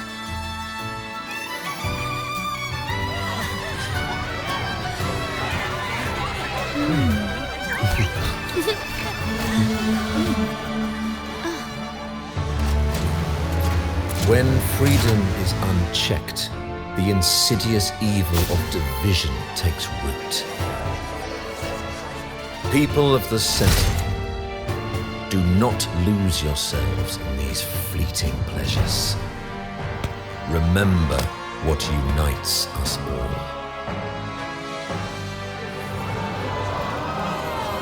What is that?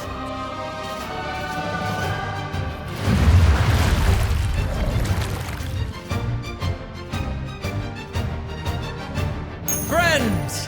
Why lead a life of restraints?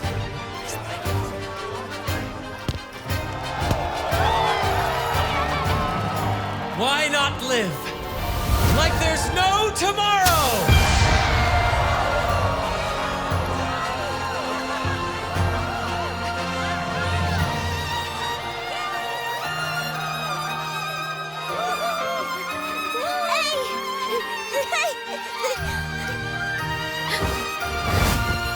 High walls fall fast. All you free spirits, join us to set sail again!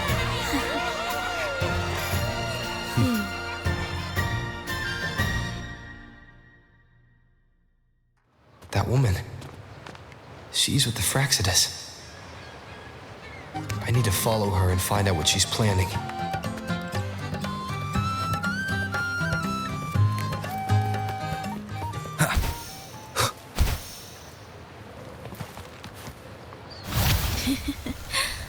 Right this way.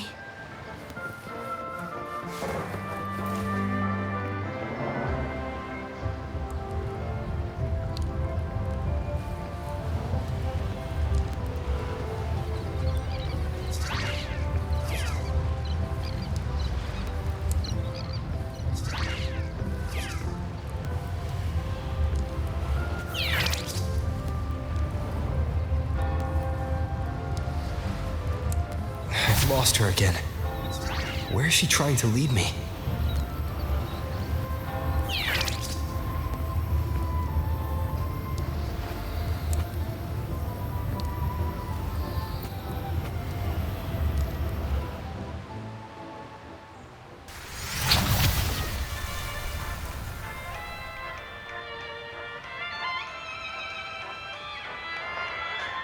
Ah, we've arrived. Such a small world, isn't it?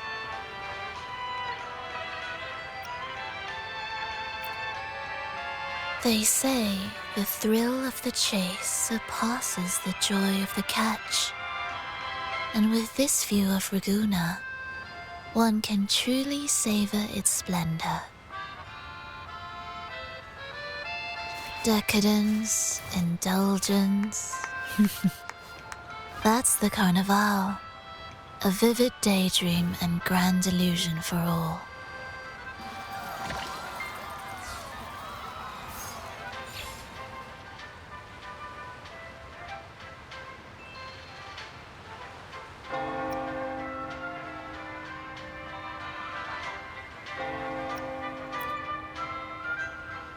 No need to worry. I won't disrupt their little daydream. Besides, we still have business to do here.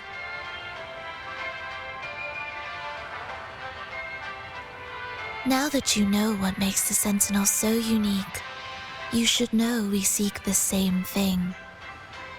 That extraordinary resonator.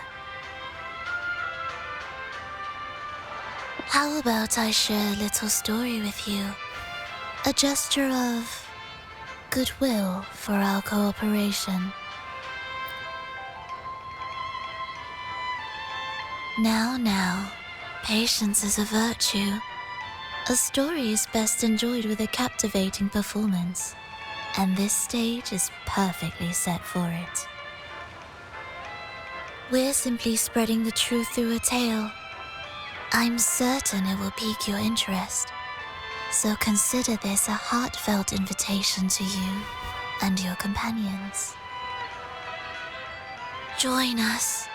Pour your essence into this endless play, and use your humble strength to defy the raging current of fate.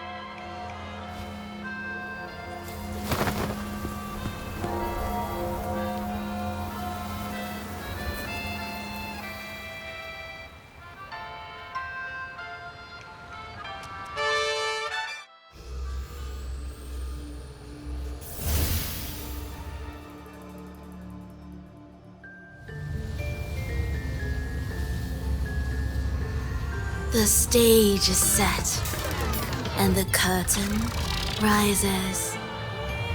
Actors, the moment to dazzle has arrived.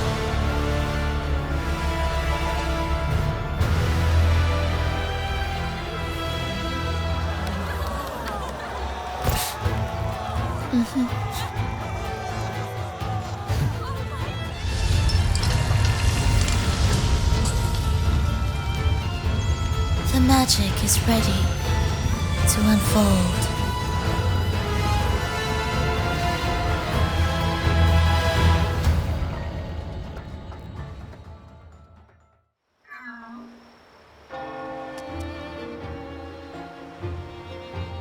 As anticipated, the Fraxidus is on the move. Now, remember the rehearsal we did yesterday? All our preparations have led to this very moment. She intends to use those Lycoruses to summon and control the Tacit Discords. If we destroy the Lycoruses, we can neutralize them. Everyone is in position. We'll manage the West Plaza. Phoebe is stationed at the East Plaza, keeping an eye on things. The main stage is all yours for the grand performance.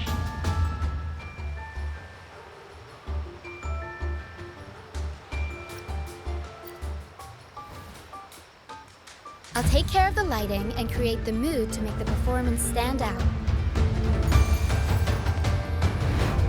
Leave that to me. Ready? The spotlight will be on you two.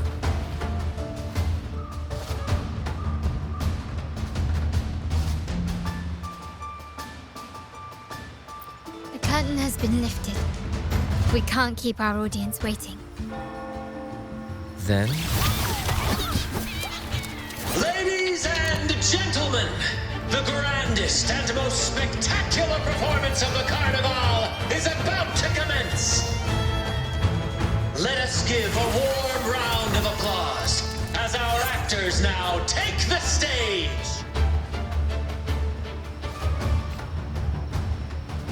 An unending darkness cloaks the kingdom as monstrous beasts ravage the land. The Holy Maiden has been captured by the Demon King, and chaos descends. But lo, two valiant heroes step forth, accepting the minister's quest, vowing to vanquish the beasts and rescue the Holy Maiden. Sounds come forth. You will yield.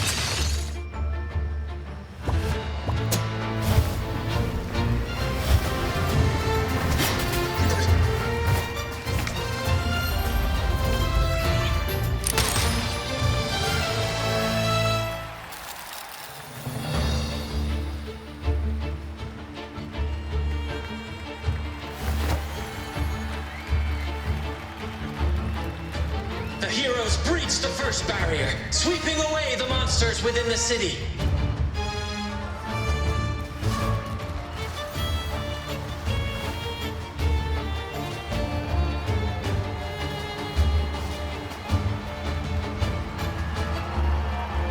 Now, they advance toward the Demon King's castle, where peril awaits at every corner. What trials lie ahead?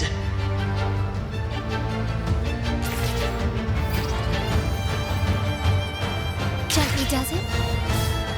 No wall can deter these free spirits. Even the stars seem to cheer on their bravery.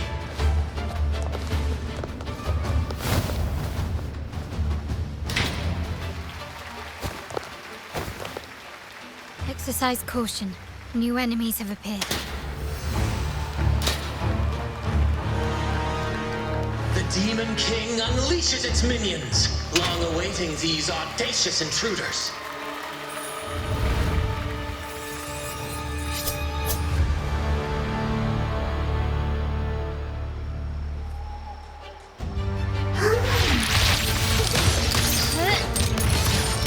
Swift and resolute. One with the sounds. Moment of resonance. My compliments. The stage is set. Glory demands more.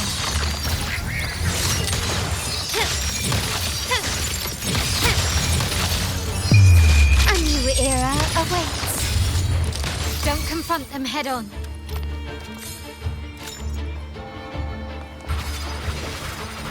Can you keep up?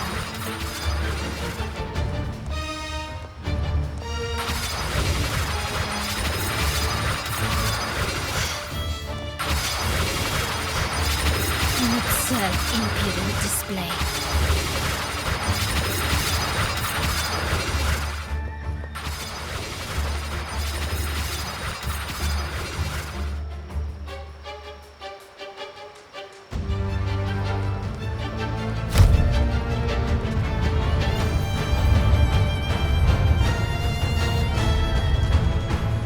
They launch a fierce assault, intent on crushing the heroes and grinding them to dust.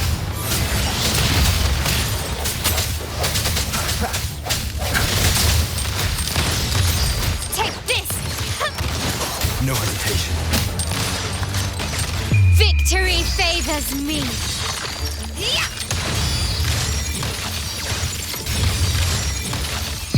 Masterpiece complete. Still recognize me?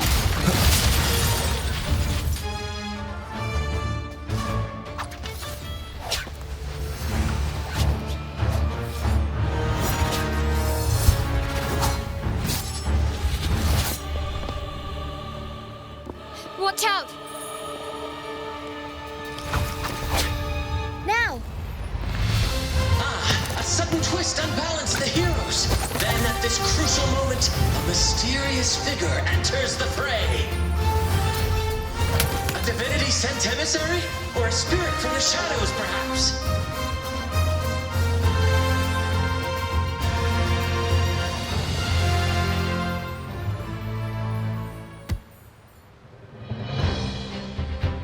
She seems moved by their passion and righteousness. See her join the heroes' ranks.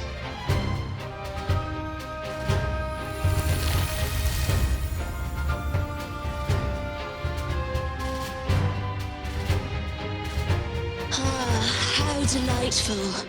I await your shallow, bated breath.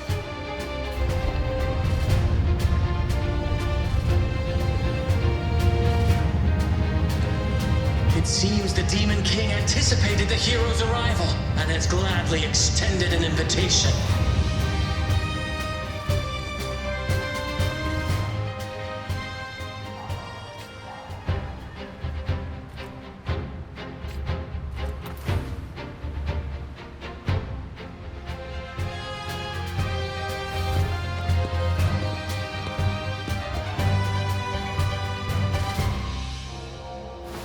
With unyielding determination, the heroes accept the challenge.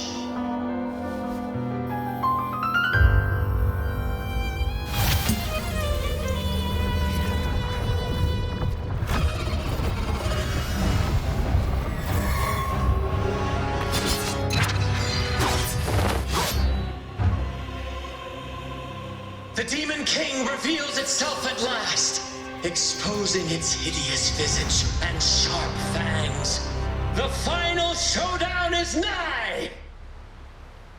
The Demon King summons its foul army, poised for a climactic battle with the heroes. The victor will soon be revealed. Sounds come forth.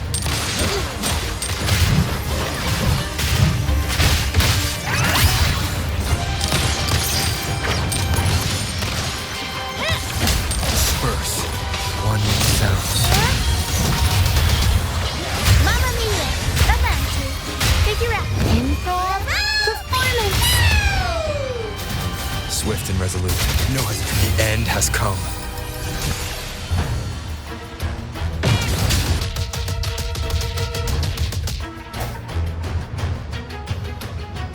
Amidst the clashing swords and the cries of the minions, the heroes face the Demon King. Victory belongs to the righteous and the brave!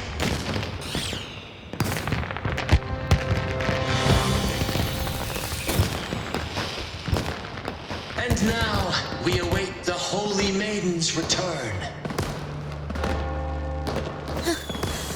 And so we arrive at the happily ever after, yes? But we do not live in a fairy tale. There is no playwright to script a happy ending for us. What lies behind the curtain is but a cruel jest, a dark satire.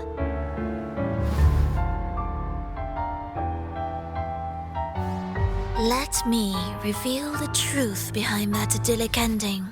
The Holy Maiden has long succumbed to darkness, drawing power from a heretical force and leading her people into depravity. And the minister, having uncovered this truth, has vowed to root out this corruption himself.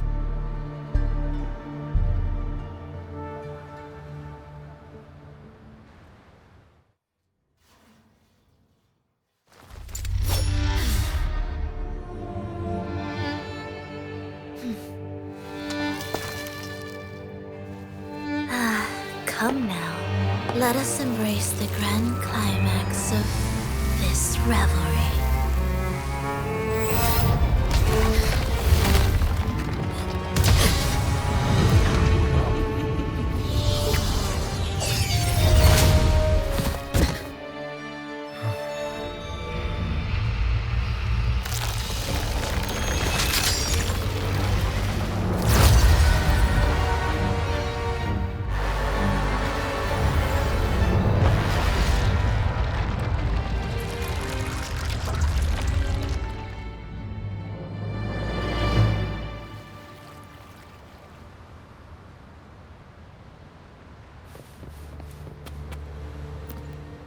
Seems we've received another invitation.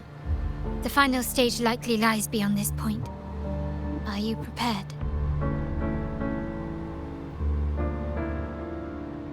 Don't worry. Brant will manage everything within the city and make sure the performance proceeds smoothly as planned. Let us proceed to meet that Fraxidus overseer and deliver a flawless performance for the Carnival.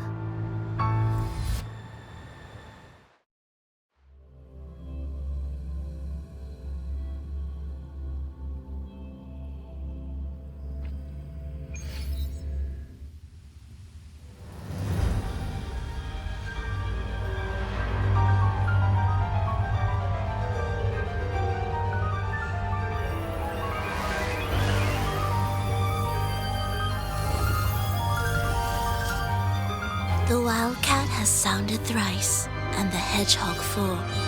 The peculiar bird sings. The moment is upon us. O benevolent sorceress of realms unknown, I summon you. Grant us a just prophecy, and may fate favor us all.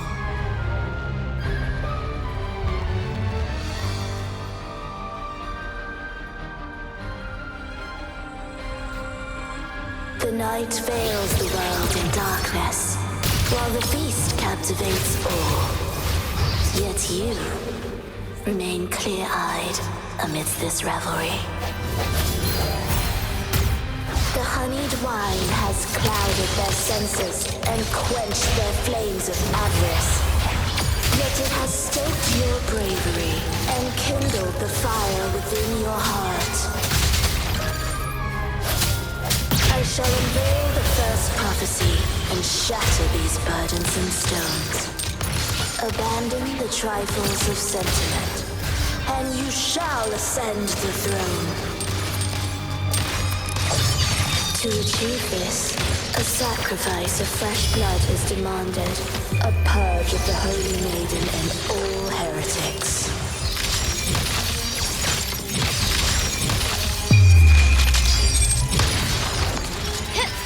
Still recognize me?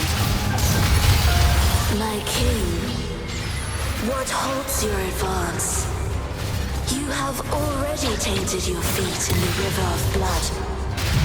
There is no retreat. The path born of injustice must be fortified with further transgressions. The soul must be steeled in bitterness. Thus, I unveil my second prophecy to dispel all illusions. No mortal shall inflict upon you even the slightest harm. And assuredly, you shall find favor with your people.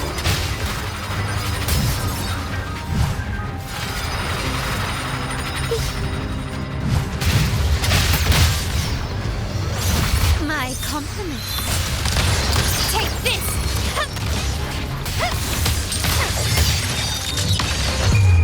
The world is mine! Is that it? In the name of... Defy destiny, mock both life and death, and rise beyond good and evil. Abandon all doubt and grasp at unreachable hopes. Now, hear the third and final prophecy. Pleasure born violence shall end in violence.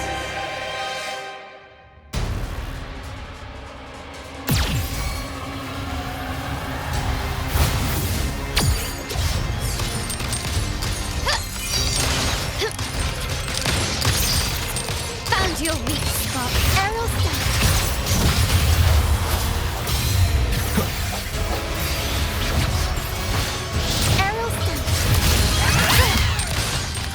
Still recognize me? Up we go, Carol! Improv performance! Every story needs time. Mamma mia!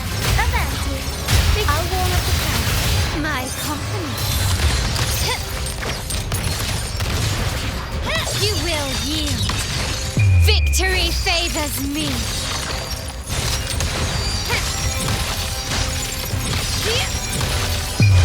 A new era awaits. Improvise. Still recognizing. Break.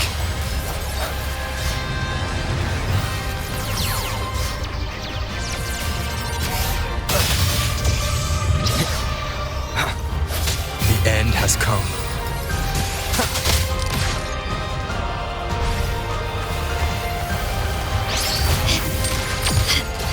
Not even close.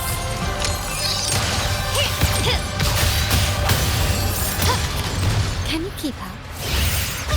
Time to pop where tornado maker. Time for some cloud work. Unexpected plot twist.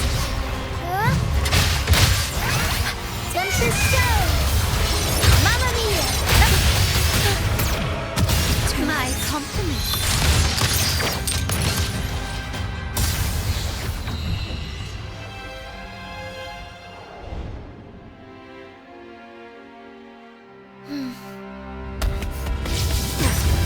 What a pity. The prophecy says the king will not take his final bow in this act.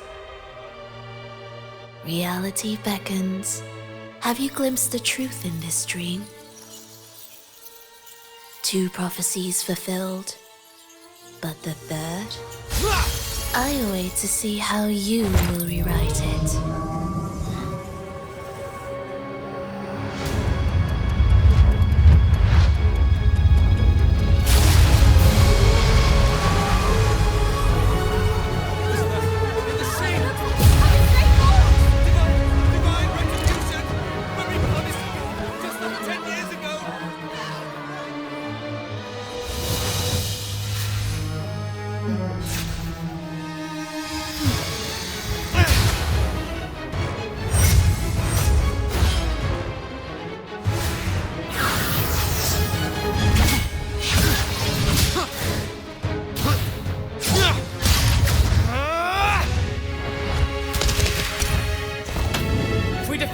We can set the Cetus free! We'll give this performance the perfect finale!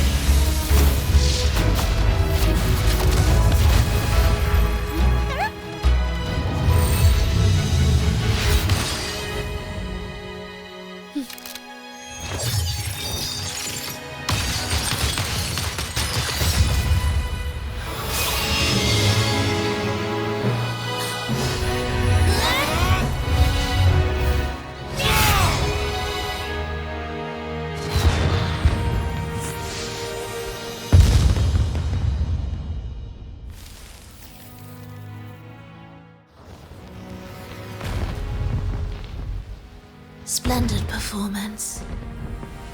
It's almost time for the final bow, but the symphony between us has only just begun its overture.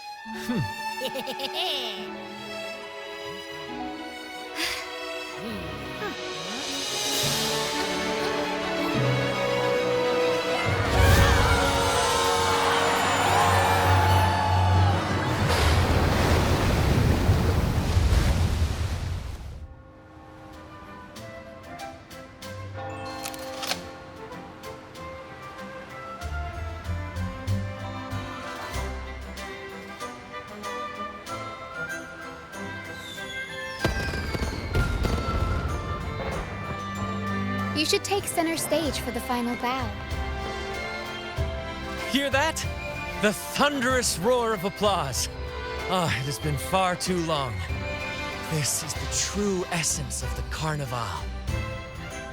At last, the crisis has been resolved.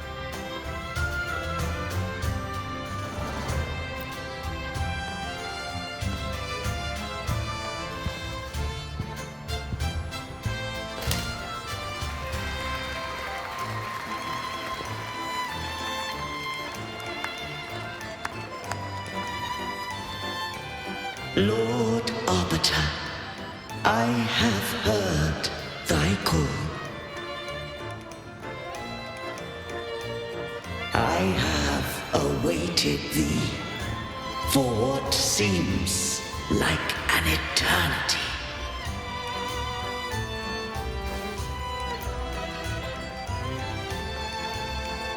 Lord Arbiter, I am ensnared.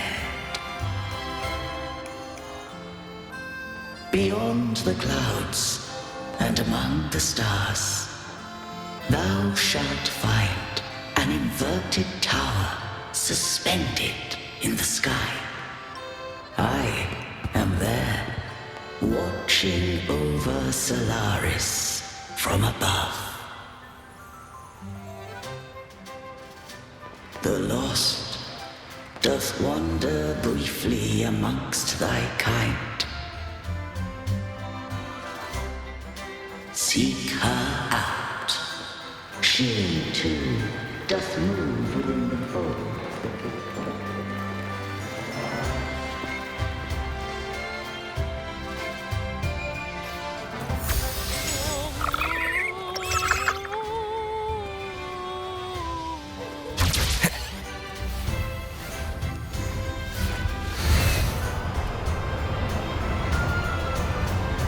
Wind, guide me.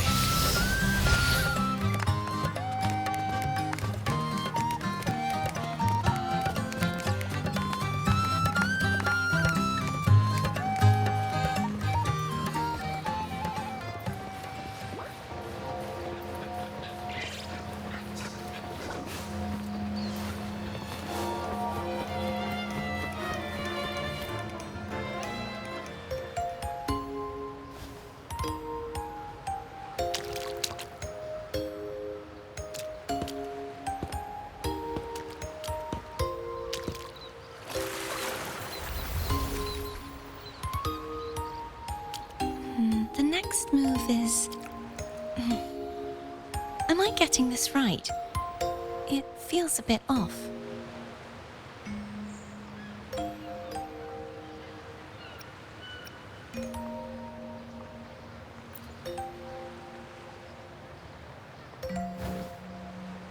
You are... No, never mind. Anyway, your performance was splendid.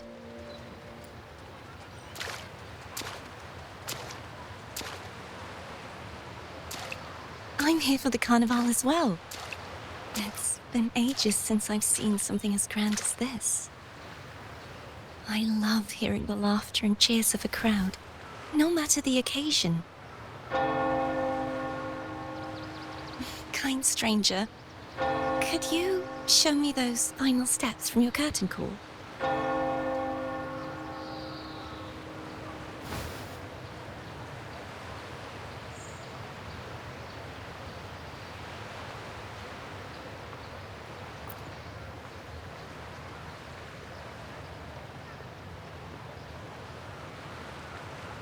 I'm sorry, but I can't stay here any longer. I must return.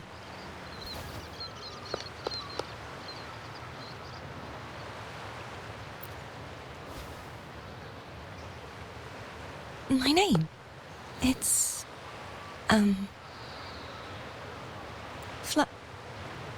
No. I'm Cartothea. Yes, that's right. Cartothea. Farewell, Laureate. I hope that someday I might stand on stage with your troupe. Are you all right? Some family members mentioned you were speaking to a wall. I'm worried you might still be under Frivola's spell.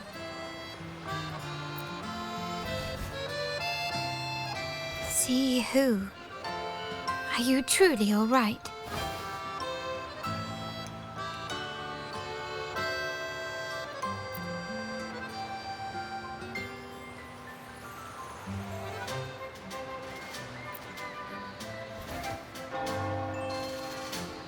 Cartothea. I'll make a note of it. If she was indeed here, she is likely still in Raguna. I will have my family start searching.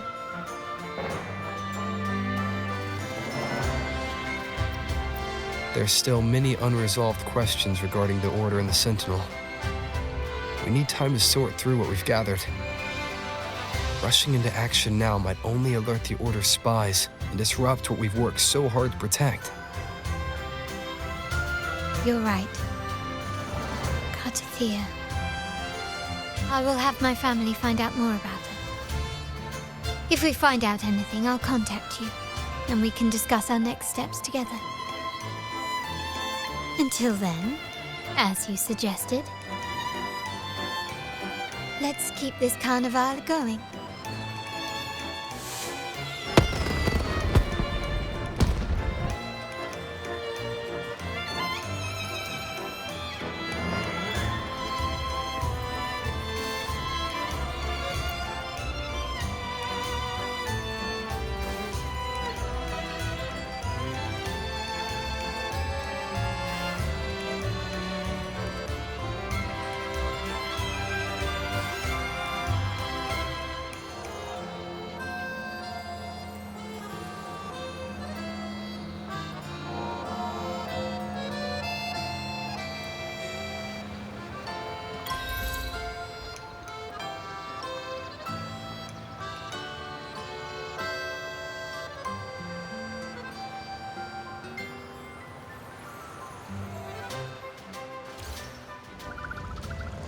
Were you awake, Rover?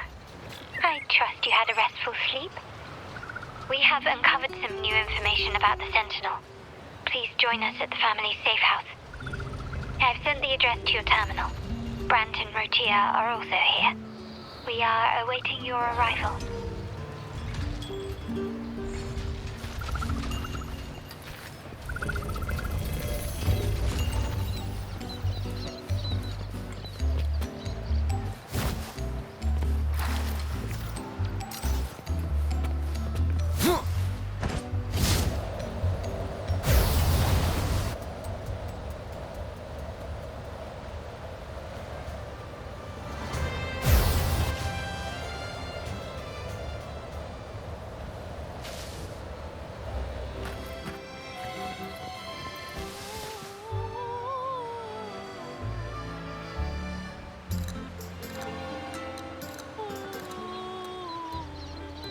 Raise your glasses! Shout it loud, friends!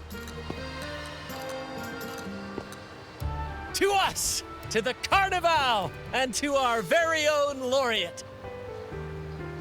A name that echoes through the world, destined to roam the skies before shaking the earth!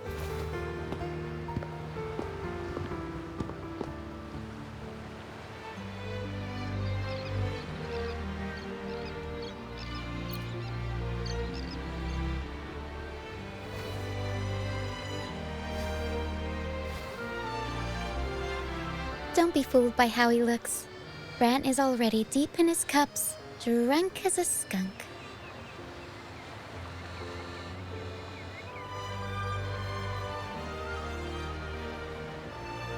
Oh, let him enjoy himself. The taste of victory is still fresh. And after such a battle, we should celebrate to the fullest.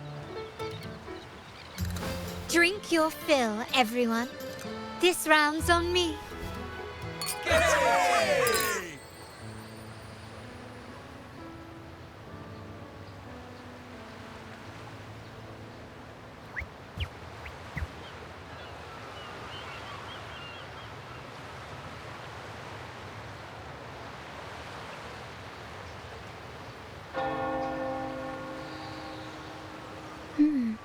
I see someone's been eavesdropping.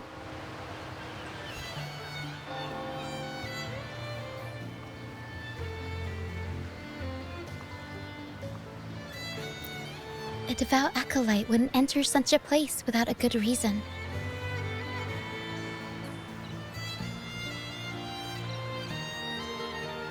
The Montelli family is known for its hospitality, but freeloaders will not find us so welcoming.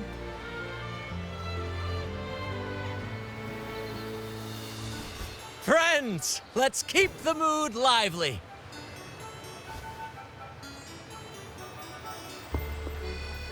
Come, let's discuss the information we've gathered so far.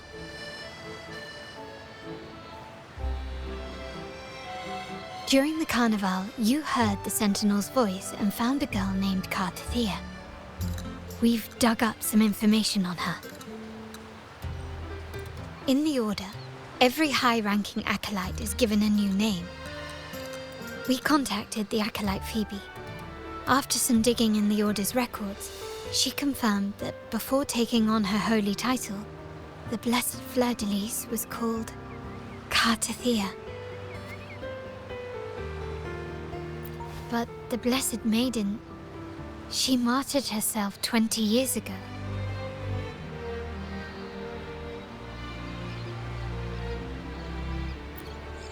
The family will uncover the truth. The only remaining clue is the inverted tower you mentioned hearing about from the Sentinel. But even that feels elusive. Judging by your expression, you must have discovered something new, right? Do you recall what we learned from the stained glass in the tower ruins? There were two divinities at the dawn of Renacita.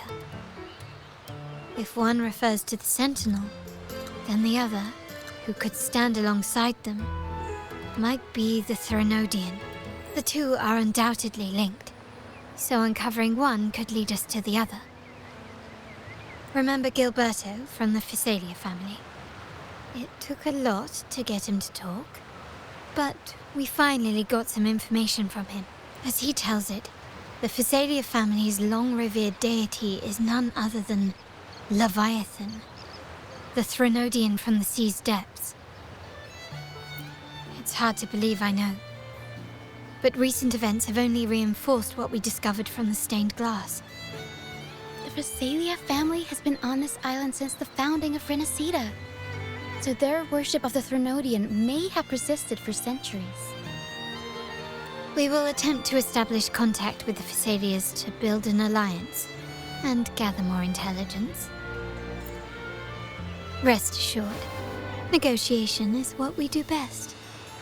If necessary, we'll present them with an offer they can't refuse.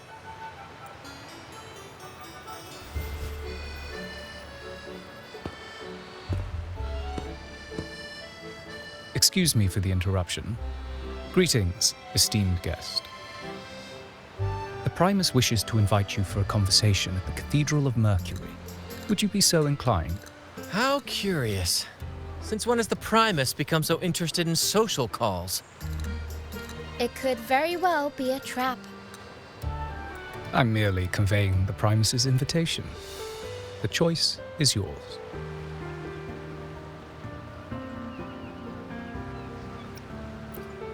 Remember, you're not alone. If anything happens, just let us know. Very well. Please follow me to the Cathedral of Mercury.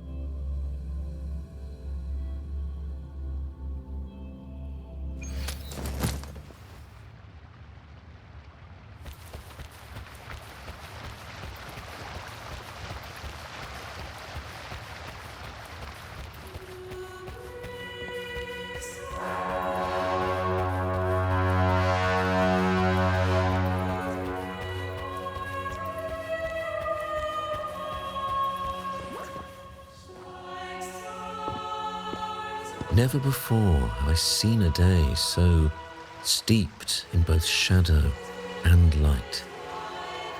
The birds sing, the flowers bloom, yet this world knows neither true joy nor eternity. Come closer, righteous one. There's no need for hesitation. I am Fenrico, the Primus of the Order of the Deep. Your deeds have reached my ears, and I have long wished to meet you. Alas, the burdens of this world delayed our meeting until now. I beg your pardon for the wait. Please accept my respect for you. You and your troop have shown great talent and ambition, breathing new life into Raguuna. I ask you to deliver this message to your companions. From this day forth, the troop shall have permanent rights to perform within the city.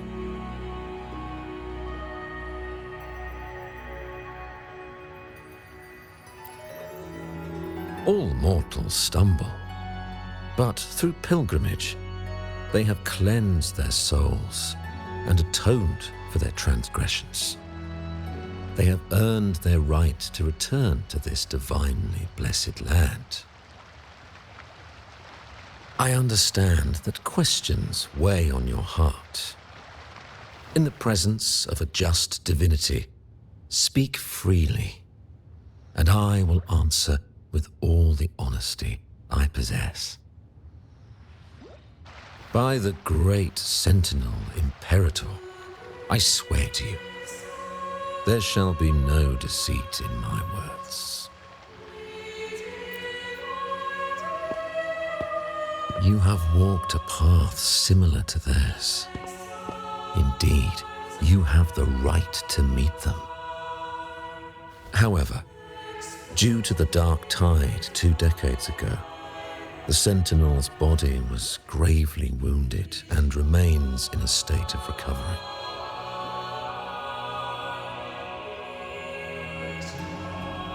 If you wish to meet them, I will convey your request. I see the thirst for truth in your eyes. It is clear that doubts still linger in your heart. Please, voice your concerns. Fleur-de-Lis. She was the emissary of the Sentinel, and we are grateful for her contributions. 20 years ago, during the Dark Tide, she sacrificed herself to seal the calamity. She fulfilled her duties in this world and returned to the divine embrace. Do you know how the Dark Tide came into being? In Rinascita, wars were waged in the name of faith, tearing apart the Sentinel as our faith divided, weakening their divine power. The Dark Tide's true essence is the divine blood shed from the Sentinel's wounds. That tragic past left deep scars, and with their divine power drained, they could not prevent the Dark Tide's surge 20 years ago. The Blessed Maiden chose to martyr herself. She once again resonated with the Sentinel and, through her sacrifice, restored some of their divine power, bringing an end to the Dark Tide. Yet, the Sentinel remains in a state of healing and still requires a mortal representative. Following the Blessed Maiden's departure, I was granted new authority to cleanse the aftermath of the Dark Tide. I received the divinity's blessing and became the new Enlightened One. By their will, I fulfill the tasks left unfinished in this world.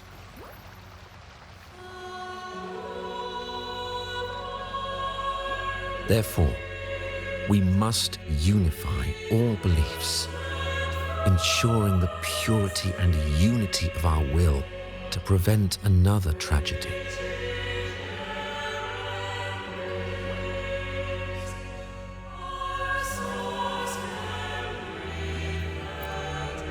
He said she once again resonated with the Sentinel.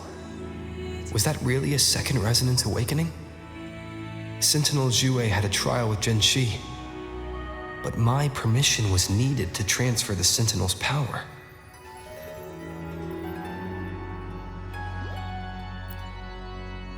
I swear, my words are without deceit. I see in your eyes that you have walked further on the path of justice than I anticipated.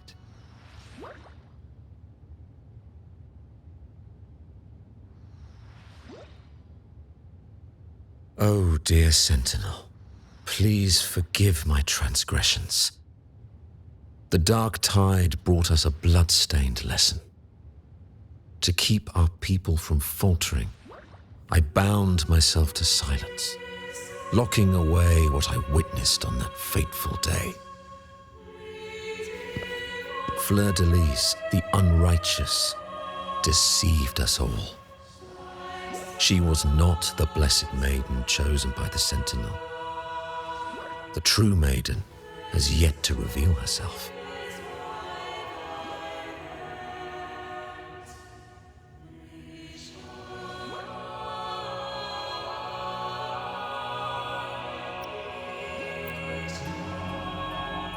You must know that a being capable of rivaling our divinity exists in this world. Humanity's eternal adversary, the evil of all civilizations, the Threnodian. As the Sentinel has their resonator, so does the Threnodian.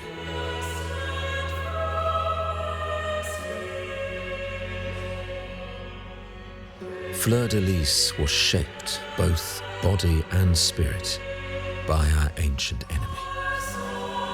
Her actions were intended to plunge this city into fear and chaos. This is the truth I witnessed. Fleur-de-Lis was the Threnodian's resonator.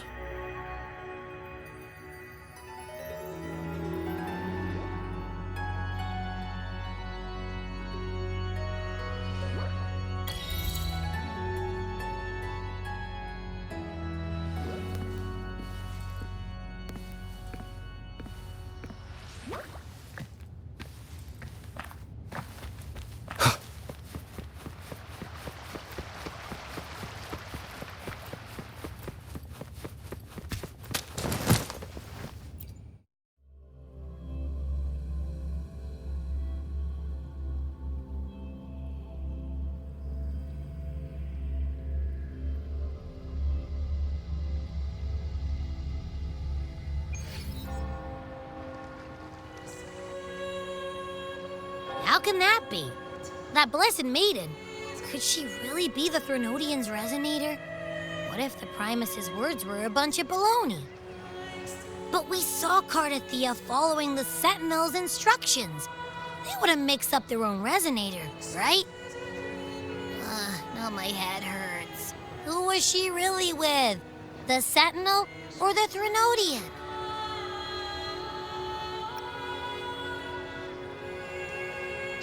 Well, probably won't get any more answers from him. All the clues we've gathered so far point to the Threnodian. And the Phasalia family worships the Threnodian. We'll have to wait for Carlotta to arrange an audience with them. Something tells me this carnival is just the beginning. There's more ahead. I'm sure of it.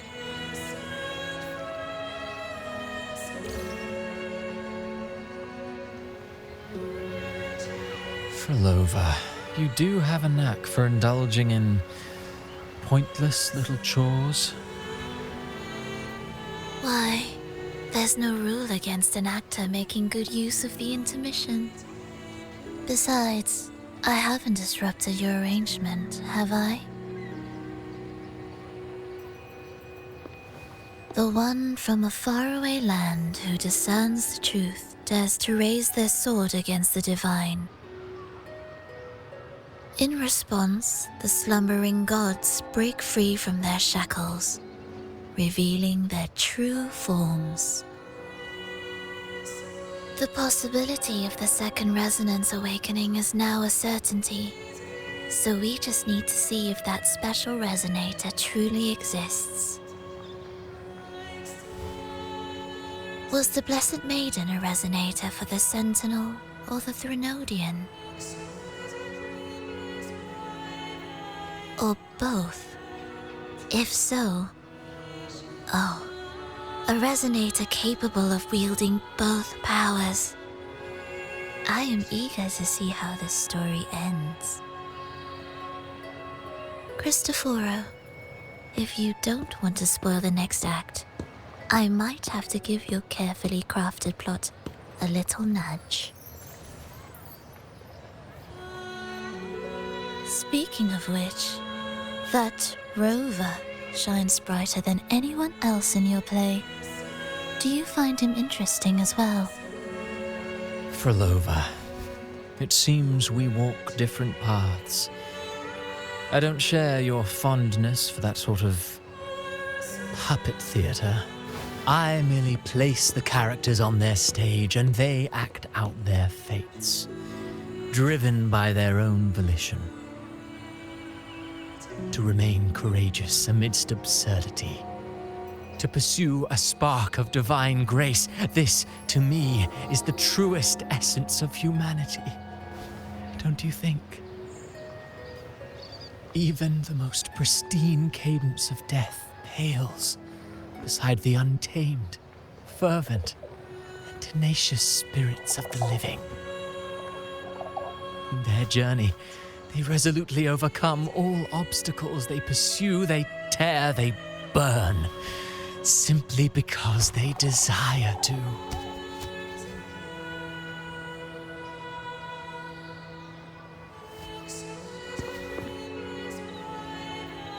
I think you should leave your secluded mansion. Take a walk and listen to the voices scattered across the world. Perhaps. From Huanglong to Rinasita, he has indeed added a few unexpectedly beautiful notes to my symphony. I am certain that, even without any direction, he will walk the path that destiny has laid before him. All things ascend toward a singular point of convergence, and what awaits at the end is immortality. Before the tides of fate, we are all but humble servants